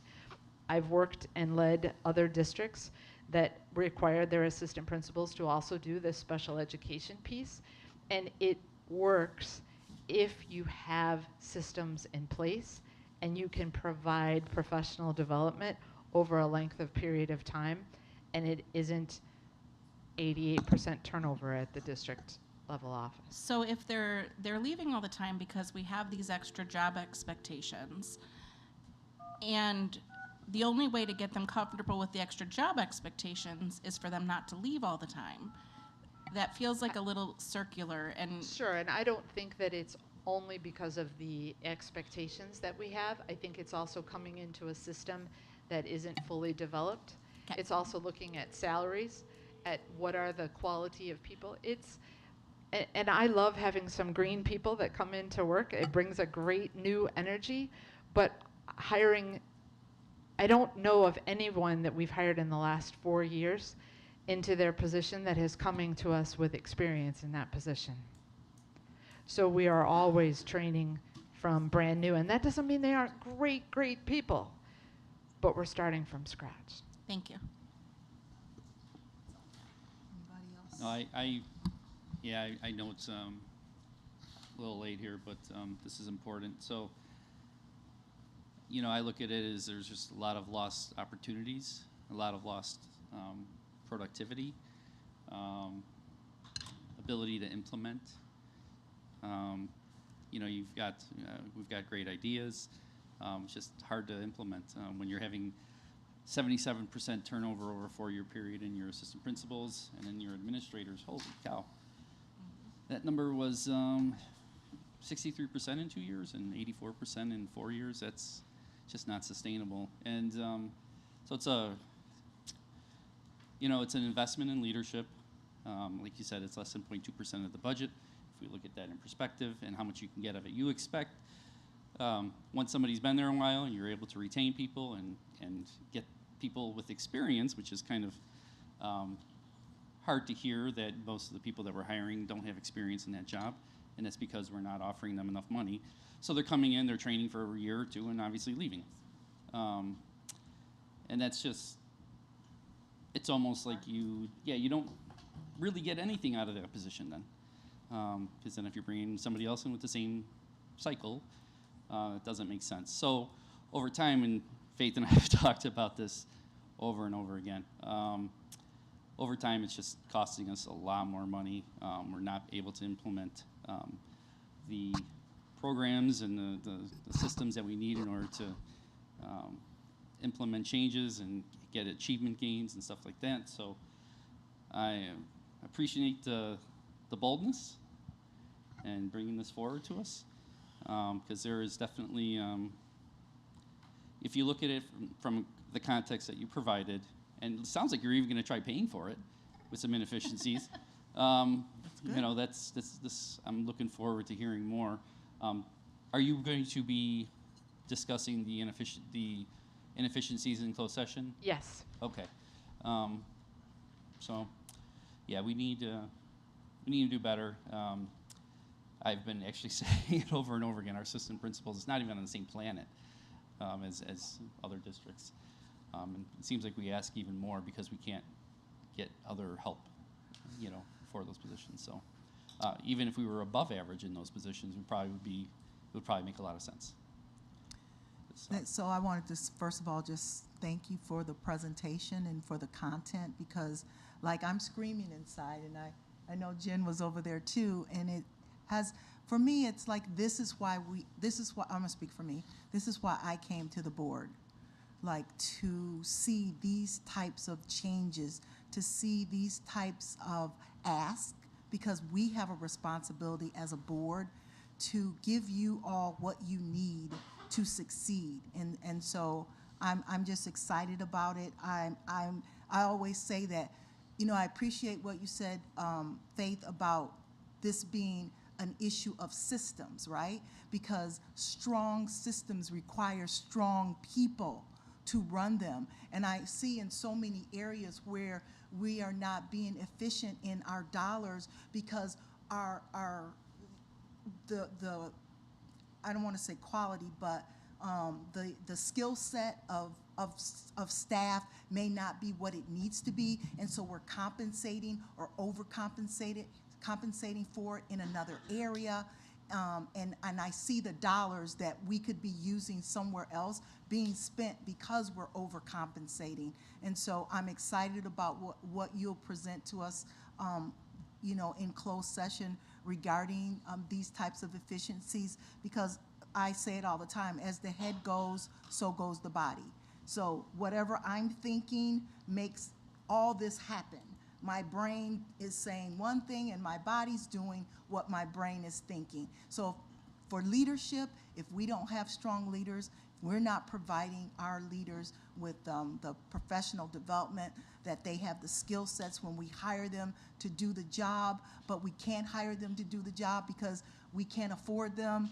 All of this stuff, I'm so excited to hear that we are addressing it. And so I just want to say thank you for that. And I feel like this is some of the reason why I came to the board. Yeah, you know, this is huge for me too. And LaTanya, I just want to thank you for supporting that and stating that, you know, we knew that there's, we know that there's a lot to be done, and we ask a lot of everybody.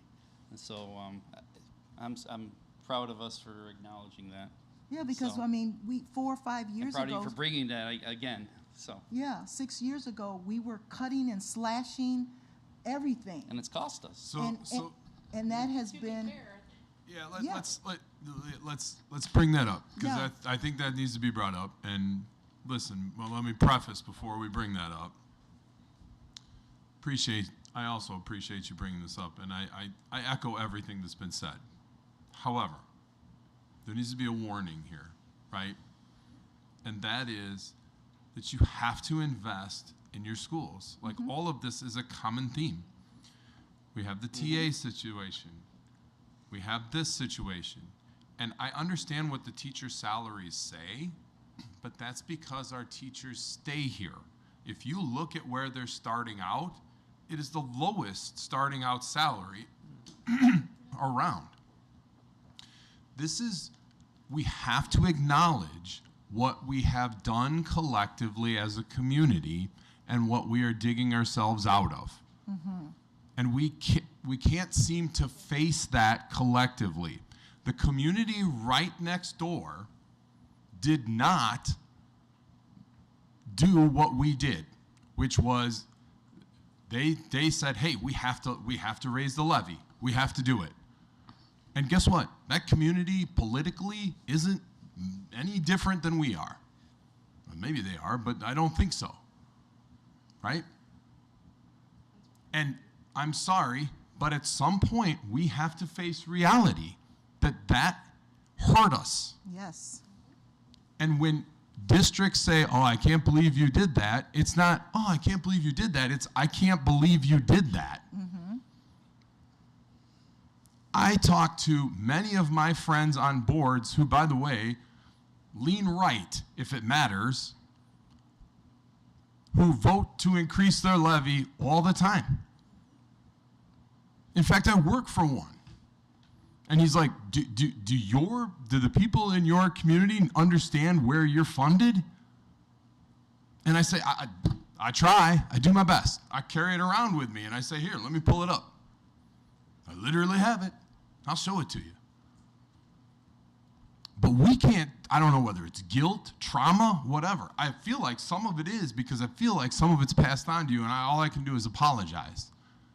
It has hurt the community. It has hurt our kids. And we can't seem so when we have to raise, we have to do what we have to do, the levy, the first reaction is to attack. Oh, let's make it political and attack. That hurts kids when you do that. Hurts them, hurts the TAs, hurts our kids. It's done. It has hurt our kids. And now people want to move backwards and do this all over again. We're supposed to learn. We're supposed to be the model. We're supposed to be an example. Yorkville does the same darn thing. And I don't see the press attacking Yorkville. But boy, they come out and attack us. Go to Yorkville. They're no different than us politically. They don't have any problems raising levy. You know why? Because they're looking at where they're funded, and they're like, yeah, we're not going to do that. And it's hurting people. It is why I vehemently said, please show us projections with and without EBF and with and without the levy. And without EBF should scare everybody in this community. Everybody. And thank you to the citizens out there who put in witness slips saying, please, please continue EBF funding. It would be disastrous for our schools without it. Disastrous. Thank you to those people that did that. And thank you to our reps and our senators who paid attention. Most of them did. Unfortunately, we had one whose response was to pass a bill to get rid of school board members, I guess, because they were mad, because we brought that to the attention. I don't know why this has to be political. I don't understand any part of it. We should have learned a lesson by now, and I apologize. I cannot apologize enough. It has brought trauma to so many people. And for those of us that had to sit through those cuts, the reason why some of this happened is because we simply tried to cut as far away from kids as possible. And what people understand is that they need the teacher in the classroom. We cannot go down that road again. We just cannot. And we're trying to dig ourselves out as much as we can. And if we don't invest in the schools, that's what we will continue to have to do, is dig ourselves out. And we have to understand that. When I started on this board, and Latanya, I'm speaking to the statement of when I came in, I came here because I wanted strong leadership. The head turns the neck. You know, that's been going on for a long time. Everybody's wanted that. Oh, for sure. The reason that I think, also ended here, obviously it's all about money, right? We don't have it. We didn't have it. We made a lot of cuts because of different decisions that were made. As a board that continues beyond individuals, we took on special education without a plan, probably 5 years too late, when we were already big. We took on $450 million worth of capital debt that we have to pay mortgage on. And by the way, there were no property taxes levied, and by the way, there was no state budget for 2.5 years.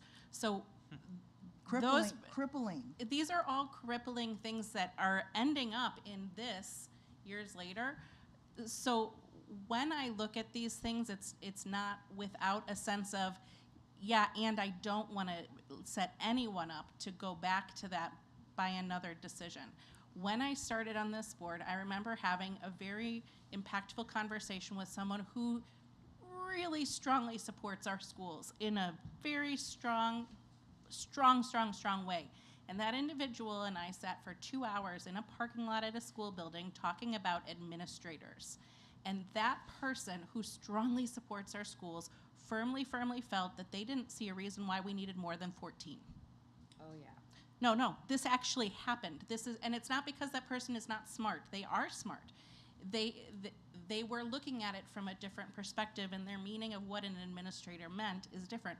But even our most supportive families, that wasn't an unheard of thing for someone to say. And that wasn't that many years ago, and it could go back there any day of the week. So when we talk about building our administration and a couple positions that I'm guessing aren't going to be classroom positions that we're going to be asked about, just a guess. I want to look at the entire picture of this is why we need to do this. This is what we need to, as a community, understand about why it's worth spending money on more than 14 administrators. And it's not about ideology or nice to haves, it's about actual systems. You have to have somebody put them in place. You have to have somebody maintain them. But it's also about the fact that I don't want to make financial decisions on things that will put us back to where we're making a really crippling choice. Yeah, and I think when you talk about like this number, I don't know if this 14 is some arbitrary number. It was not arbitrary. But what you look at is you look at your surrounding districts. You look at your large unit districts. You see what it is what is their makeup of administrators look like. There's a whole bunch of things that you would look at and not just pulling some number out of the sky. So, you know, I want to listen to. But in this community, and I won't ever out a person that I speak with like this, safe to say this is all real, but the piece that's missing is that this is still new, being big in a lot of people's minds. So in a lot of our community's minds, they don't look at what other large unit districts are doing because in their mind, we're not one. We are. We are, very much so.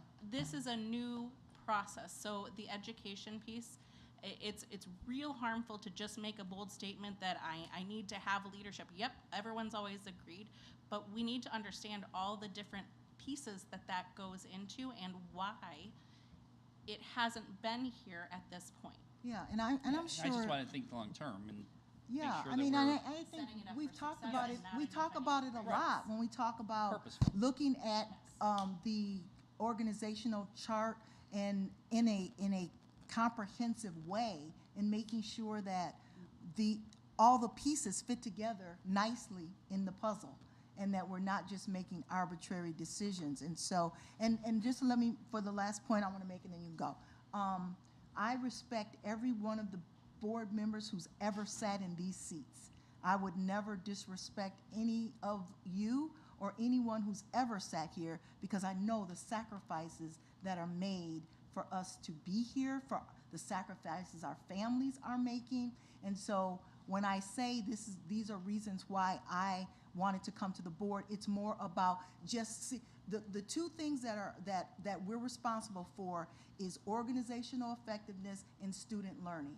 And so when I say come to the board, to see things like this be proposed because it's a part of having an organization that is effective. And that's all I meant by that. No disrespect, the highest of regards for anyone who sits in these seats and has to make these type of decisions. Can I Go ahead, Allie. When y'all are, I was waiting.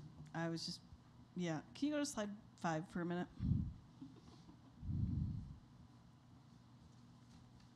Are there not 17 members of our executive leadership team?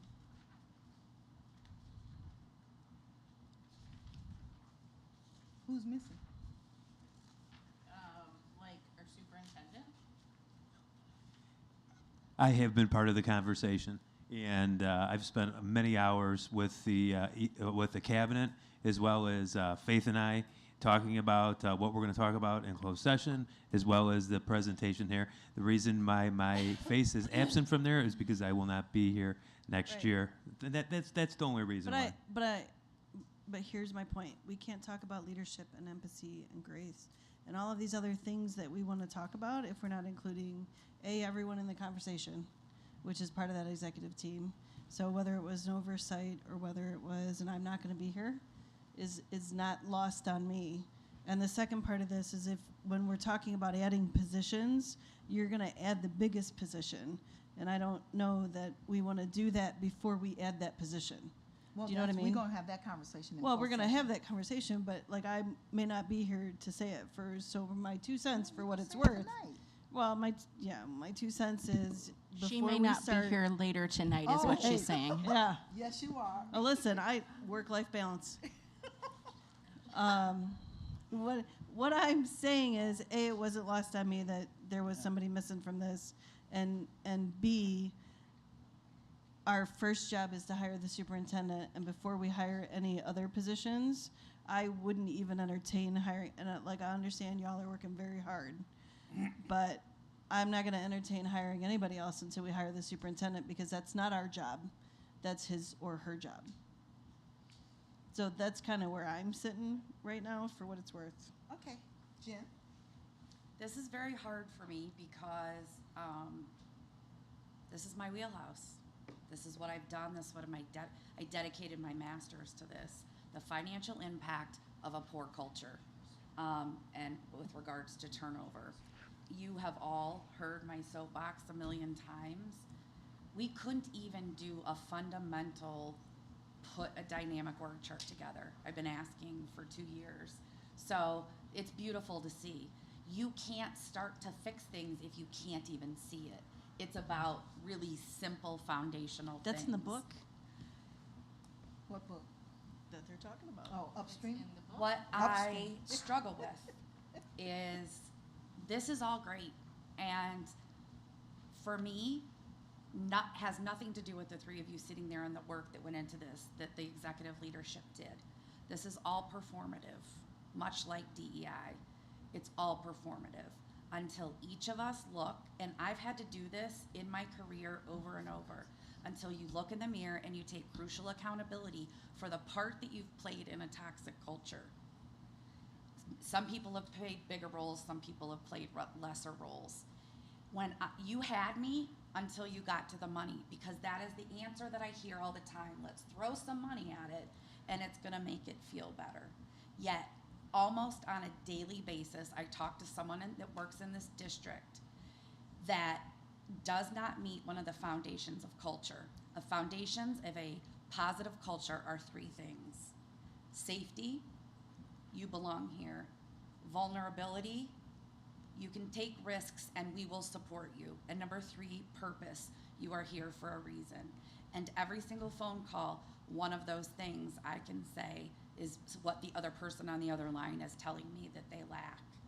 So, what is missing from all of this is, what have we as an executive leadership team done the work, because it takes an incredible amount of work, an incredible amount of crucial accountability, and setting our egos aside. And that's hard. I have a hard time doing that, because until we do that, and until we build those 3 foundations of a successful culture, the rest of this is all performative. It sounds beautiful, it looks great on a piece of paper, but it doesn't matter. And all of it links back to one thing: our vision and our mission. It's why I will continue to vote no to it, because our vision and mission is as vanilla as it comes. It doesn't take into account, yes, we've talked to people, yes, there are stakeholders included, but it could be plopped into any district anywhere in the world. I want it to be a mission and vision for Oswego, Illinois, District 308. And let me share 2 pieces of, more statistics. 23% of employees strongly agree that their organization's values do not impact their daily work. That's a problem. Number 2, only 27% strongly agree that they believe in their organization's values, mission, and vision. So let's just pretend on a high, that's 50% for us. There is a disconnect. And what I try to share with you, and sometimes because I'm so passionate about this, it comes off, and I've shared this with Teresa and with Faith, that it comes off as me pointing fingers. It's not, it's passion. Because I know that when this works, the best thing happens. Our kids are rocking. And that's the only reason I'm here. I'm here because I want every single one of our kids to have every opportunity available to them. So frankly, I don't think right now we need more people. I don't think we need more money. I think we need to be as real as we can with each other. And John has now exited that part of the formula. You have to do that work with a new person. And it is going to require building fences with people that need to be built. Fences need to be built, and relationships. And you have to figure out these 3 things. along with a vision and mission that accounts for every voice. And sometimes they're not the voices that we agree with, but they have to have a seat at the table, whether they're students, whether they're family members, whether they're us, she's not going to respond to that, or it's our local government. And right now, none of those things are working. We're just not communicating with each other. And it is literally what keeps me up at night. I don't have all the answers, but for somebody who does this all the time, I literally see these holes, and I've tried to help, and I haven't been as successful as I would like. But this is really phase 2. Phase 1 is sitting down with that group and saying, what do I bring to the culture, and what do I take away? It's like a checking account. What do I deposit into the culture, and what do I withdraw from the culture? And I'll give a very generic example.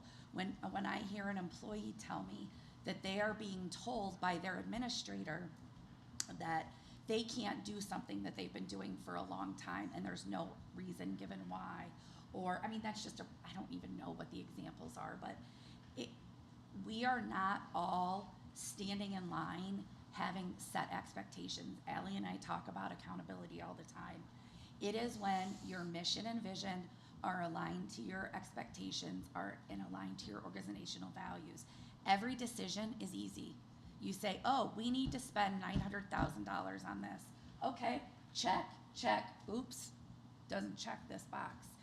And we continue to stumble over this. We continue to disagree at the board level. You guys might have that opportunity. You wonderful human beings might have that opportunity, may have that in your meetings and so forth. May happen on the building level meetings. But all of these things are just not, unfortunately, cascading down. So I strongly advise or ask or whatever it is, if our end point is as many as possible of our students are achieving their highest possible potential, and we are putting supports in for the students that aren't to get them there. If that is all of our end goal, what are the steps that go before that to make that happen? What are you depositing into that culture? What are you, and I don't mean school climate culture, that's a whole different story. I'm talking about the day-to-day workings of what we're doing with our people, and it all starts with those people right there. And that's going to change because our superintendent's up there, and because Dr. Hildebrand is leaving, and because org charts might be switched.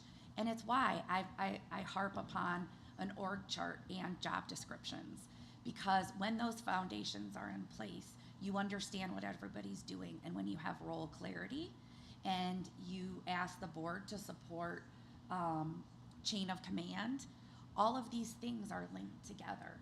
So I strongly urge you to look in the mirror and say, and have a really vulnerable conversation with each other and say, here's where I've been making deposits and here's where I'm making withdrawals.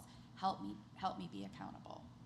Help me be accountable. Maybe that's already been done. I don't want to make a ton of assumptions. But I've seen, that's one of the reasons that I ran for the board, because all of this, if you fix this, will result in two different things. You'll find a lot more money available, because when your goals are clear and your values are clear, you will make decisions based on them. And so you will find more money available. Number two, you will be able to identify the gaps, and you will have a group of people that will do anything to support you and say, yep, take it, we'll find it for you, we'll give it to you. All those asks that you have will become so much easier. But I agree with Allie that I won't even begin to say, do you need the help? I guarantee you do. That I know that. But until that person comes in, whether they be interim or a full contract hire, it's a really important piece of the puzzle. I think this work is phenomenal. It just needs a step before it. So I don't want to detract from all the work that's been done. I don't want you to be anybody to take it personally. I just want to make sure that when we had the culture survey results, I was waiting for somebody to come forward and say, we've really taken a look at our foundational leadership, and these are the things that need to change. And I haven't seen that yet, and I was really hoping to see that tonight before we got to money. Money doesn't fix everything. There are people, groups that, and teams that work across the world with a minute number, just such a smaller portion of the budget that we have available, because they have the principles of a successful culture built. They trust, they have the safety, they have the vulnerability, and they have the purpose. And the purpose, frankly, is as much our responsibility it is yours. So, I'm sorry. I really am. You got I agreed with where you save money in the culture. I totally agree with that. But we need people to be able to do what you're asking. So 10 of these people are going to be gone in 2 years, possibly 13 and 4, and getting people in at least that are able to do the job, that have experience doing that job, hitting the ground running is going to help get that done. So I'm not saying that, hey, maybe we wait until a new superintendent. I'm not saying that, but we really have to take this into consideration. We can't wait for everything to get fixed. We need people to try helping fix it too. So, But you're asking them to fix something that there's not clear direction on. That clarity is so important. And we don't even agree on the vision and mission of our district. Our stakeholders don't agree on it. And Jen, I know you're passionate about this, but he just thinks about it differently than you do. I that's understand okay. that. I understand that. I just want to I expect the administrators to be able to do that stuff. And it's just, when you have this kind of turnover, it's very difficult. So Okay. that's all I'm saying. Thank you. Oh, go ahead, Eugene. Oh, thank you. I'm sorry.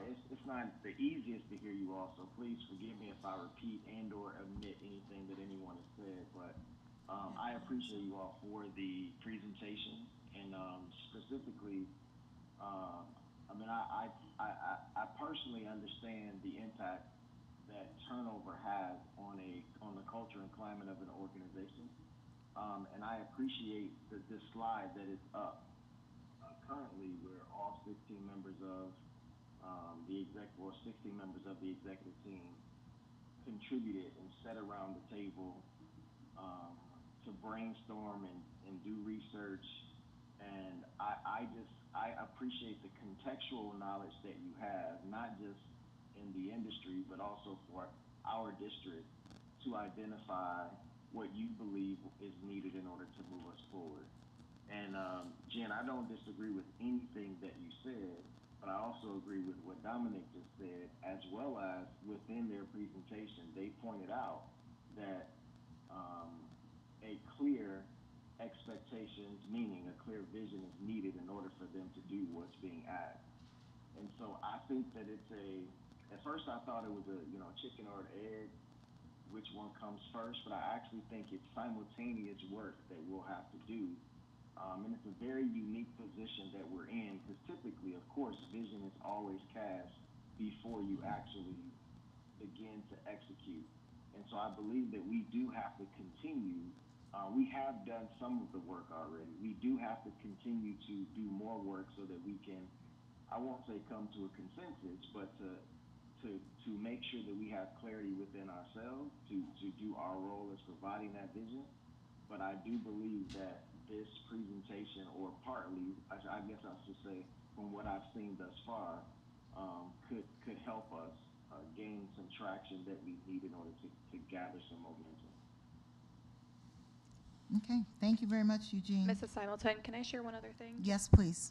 To respond back a little bit to this. So a couple things, and this is just coming from me on a personal level. When I look at the faces up on this slide, I always used to feel like the new kid on the block, but to be perfectly honest, sitting as the longest team member, as part of the executive leadership team with just going into my 8th year, sitting here,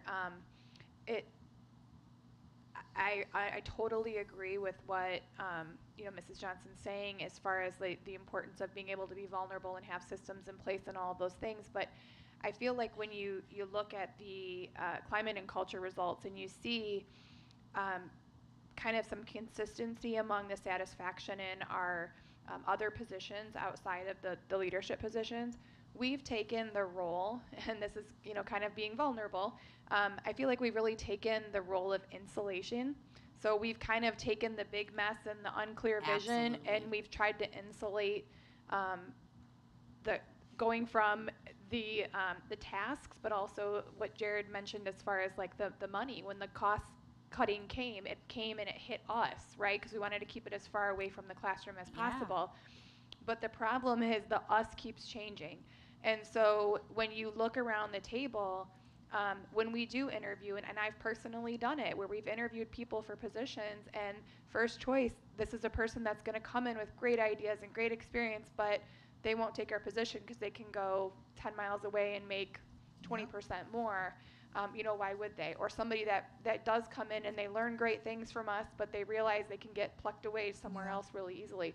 So I don't think that we'll ever attain the ability to be vulnerable and to have clear direction if the people around the table change every year at the rate of 80+%.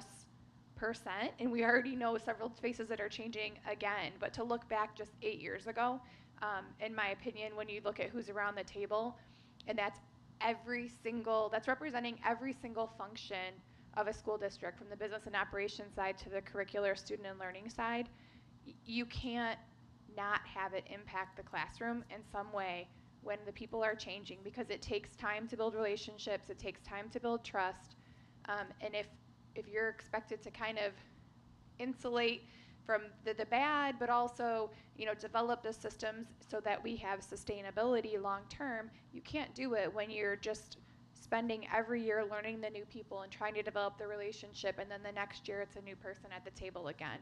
So while money isn't the only solution, from firsthand experience, I would say that it's definitely been the reason why a number of people have chosen not to come here, or the reason why people have left the table. And when you look at the work-life balance and satisfaction numbers, I think those of us that have stayed, which certainly weren't staying for the money, we were staying for other reasons, can't do it anymore. Yeah. Right? Like the ability that we can sit in front of you right now today and have this kind of conversation, it speaks leaps and bounds about, you know, vulnerability and about this team coming together and really understanding the upstream. But we can't move upstream if every time we develop a system to save a kid from falling in the river, a new person comes along and we have to reteach the system again. You listen, we are actually saying the exact same thing. What I hope that you hear from me is that, and honestly, it's even less about this team and it's more about this team, is making sure that we are giving you clarity, but also that what I'm suggesting is, if we raise salaries and if we give you 2 more people, that will not fix the issue if the other stuff isn't fixed. That's why it's 4. That's So, why Well, it's not I an either. agree It's with- not an I either agree with or. that, It's yeah. a both. It's a either or. It's a both and. It's what it that's is. what I was so that's saying, why Jen, we got to yes. do all of this So, stuff at yeah, the and that's same what you time. were saying, yes. We just got to do it all at the same I time. just feel like we have had we're saying the same thing. Yes, we are, Teresa, so- you are absolutely like hitting the nail on the head, and frankly, you have insulated a lot of people and have really taken some hard hits. So I hear that in you, and I just want you to know that we're very grateful for you and everybody at that table. But what I just want to make sure that the board understands is that 2 people, even if you did find the money somewhere else, which I knew you would because I know it's there, and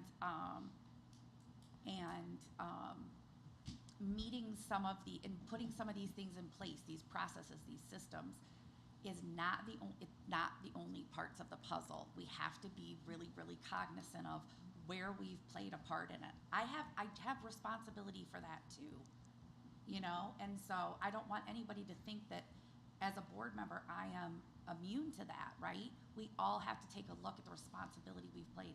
But this board owes the superintendent, which then he cascades that down, clarity, and I just don't feel like we're there. So we're all saying the same thing, and they're all parts of the puzzle, and when all those pieces come together, we're going to be soaring, and our kids are going to be soaring, and that's the most important thing. Okay, thank you. Thank you for this conversation. Thank you for this conversation. It's been really enlightening, and we will have more of it. Thank you. All right, we're going on to 9.1, action item approval of roof bids. Can I have a motion? I make a motion to approve. Are we going here? Mm-hmm. Am I at the right, 9.1. the roof? Yeah, 9.1. Okay. The motion to approve the bid from J.L. Adler Roofing and Sheet Metal, Inc. for the OHS roof replacement in the amount of $531,470, and the bid from Metal Master Roof Master, Inc. for the Homestead roof replacement in the amount of $769,423. Second. Mr. Cerrone? Yes. Mr. Gatewood? Mr. Gatewood? Aye. Ms. Johnson? Aye. Mr. Ploger? Aye. Ms. Swanson? Yeah. Ms. Doyle? Aye. Ms. Simulton? Aye. Motion passes 7-0. Action item 9.2, approval of district mission statement. Can I have a motion, please? I make a motion to approve the district mission statement as presented.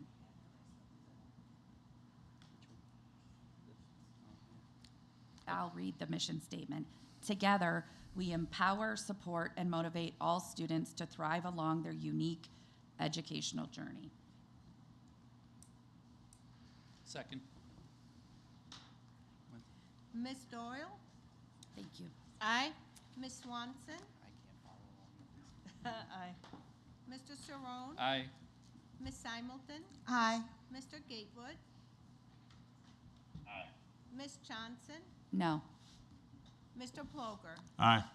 Motion passes 6-1. Action item 9.3, ratification of letter of agreement with School Exec Connect. Can I have a motion, please? I make a motion to ratify the letter of agreement with School Exec Connect. Second. Oh, second. Ally said second. Yeah, I Yeah. heard. Ms. Simulton? Aye. Late. Ms. Swanson? Aye. Mr. Ploger? Aye. Ms. Doyle? Aye. Ms. Johnson? Aye. Mr. Cerrone? Aye. Mr. Gatewood? Aye. Motion passes 7-0. Action item 9.4, approval of advertising costs associated with the superintendent search. Can I have a motion, please? It looks the same to me. Yeah, I did. Let me know if I read it correctly. I make a motion to approve the following advertising costs for the superintendent search. AASA Job Flash, National Alliance of Black School Educators, and Association of Latin American Superintendents for a total cost of $999. Second. Mr. Ploger? Aye. Ms. Johnson? Aye. Mr. Cerrone? Aye. Mr. Gatewood? Aye. Ms. Swanson? Aye. Ms. Doyle? Aye. Ms. Simulton? Aye. Motion passes 7-0. Action item 9.5, approval of memorandum of understanding. I make a motion to approve the memorandum of understanding as presented. Second. Mr. Gatewood? Aye. Ms. Johnson? Aye. Mr. Ploger? Aye. Mr. Cerrone? Aye. Ms. Swanson? Aye. Ms. Doyle? Aye. Ms. Simulton? Aye. Motion passes 7-0. Action item 9.6, approval of the bargaining agreement with the OTA.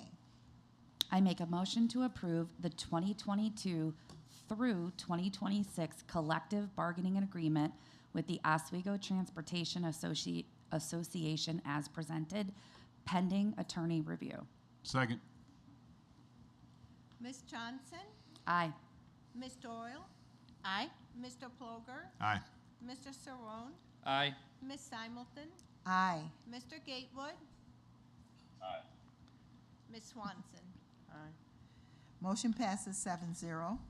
Can I make a, just now that it's passed? Yeah. can I just make a quick statement about that? I mean, it was a, it was a long journey. A long And journey. it's only a 30-second thing. Dr. Sparlin, are we able to say what the vote was, the ratification percentages? Yeah, that's fine. Okay. So basically, I'm excited that we were able to come to an agreement that resulted in 90% of the Oswego Transportation Association voting yes. It was a pleasure working with everybody, the 308 administrators, the OTA negotiating team, Latanya, actually, and Jen filled in a couple times for me, our board attorney, and Mr. Healy. He helped a lot too. He was a mediator, right? We've been diligently working together for the last 7 months to reach an agreement that addresses safety concerns, allows for flexibility, eliminates many previous salary issues for new and existing drivers within the contract's duration, addresses salary concerns for our current employees, and makes SD308 competitive to new employees. This contract is a huge step forward in reducing our dependency on third-party providers and making sure students and families in this district are properly serviced. So I'm just excited. I'm more than excited that this one's done. That was an ordeal. Yeah, nice job. It was a long. The long. So excited that. Yes, it's very exciting. So I just we were wanted able. to To give, to give the. I can't even speak. I'm just so elated about it. So I'll leave it at that. It's 10 o'clock. But great job, summarizing that. I really appreciate that. Yeah. So now we're going to go to 10.1. Can I have a motion to go into closed session?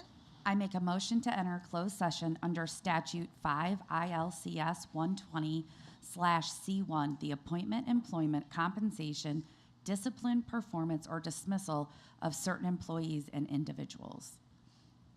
Second. Mr. Cerrone? Aye. Ms. Doyle? Aye. Ms. Johnson? Aye. Mr. Gatewood? Aye. Ms. Simulton? Aye. Mr. Ploger? Aye. Ms. Swanson?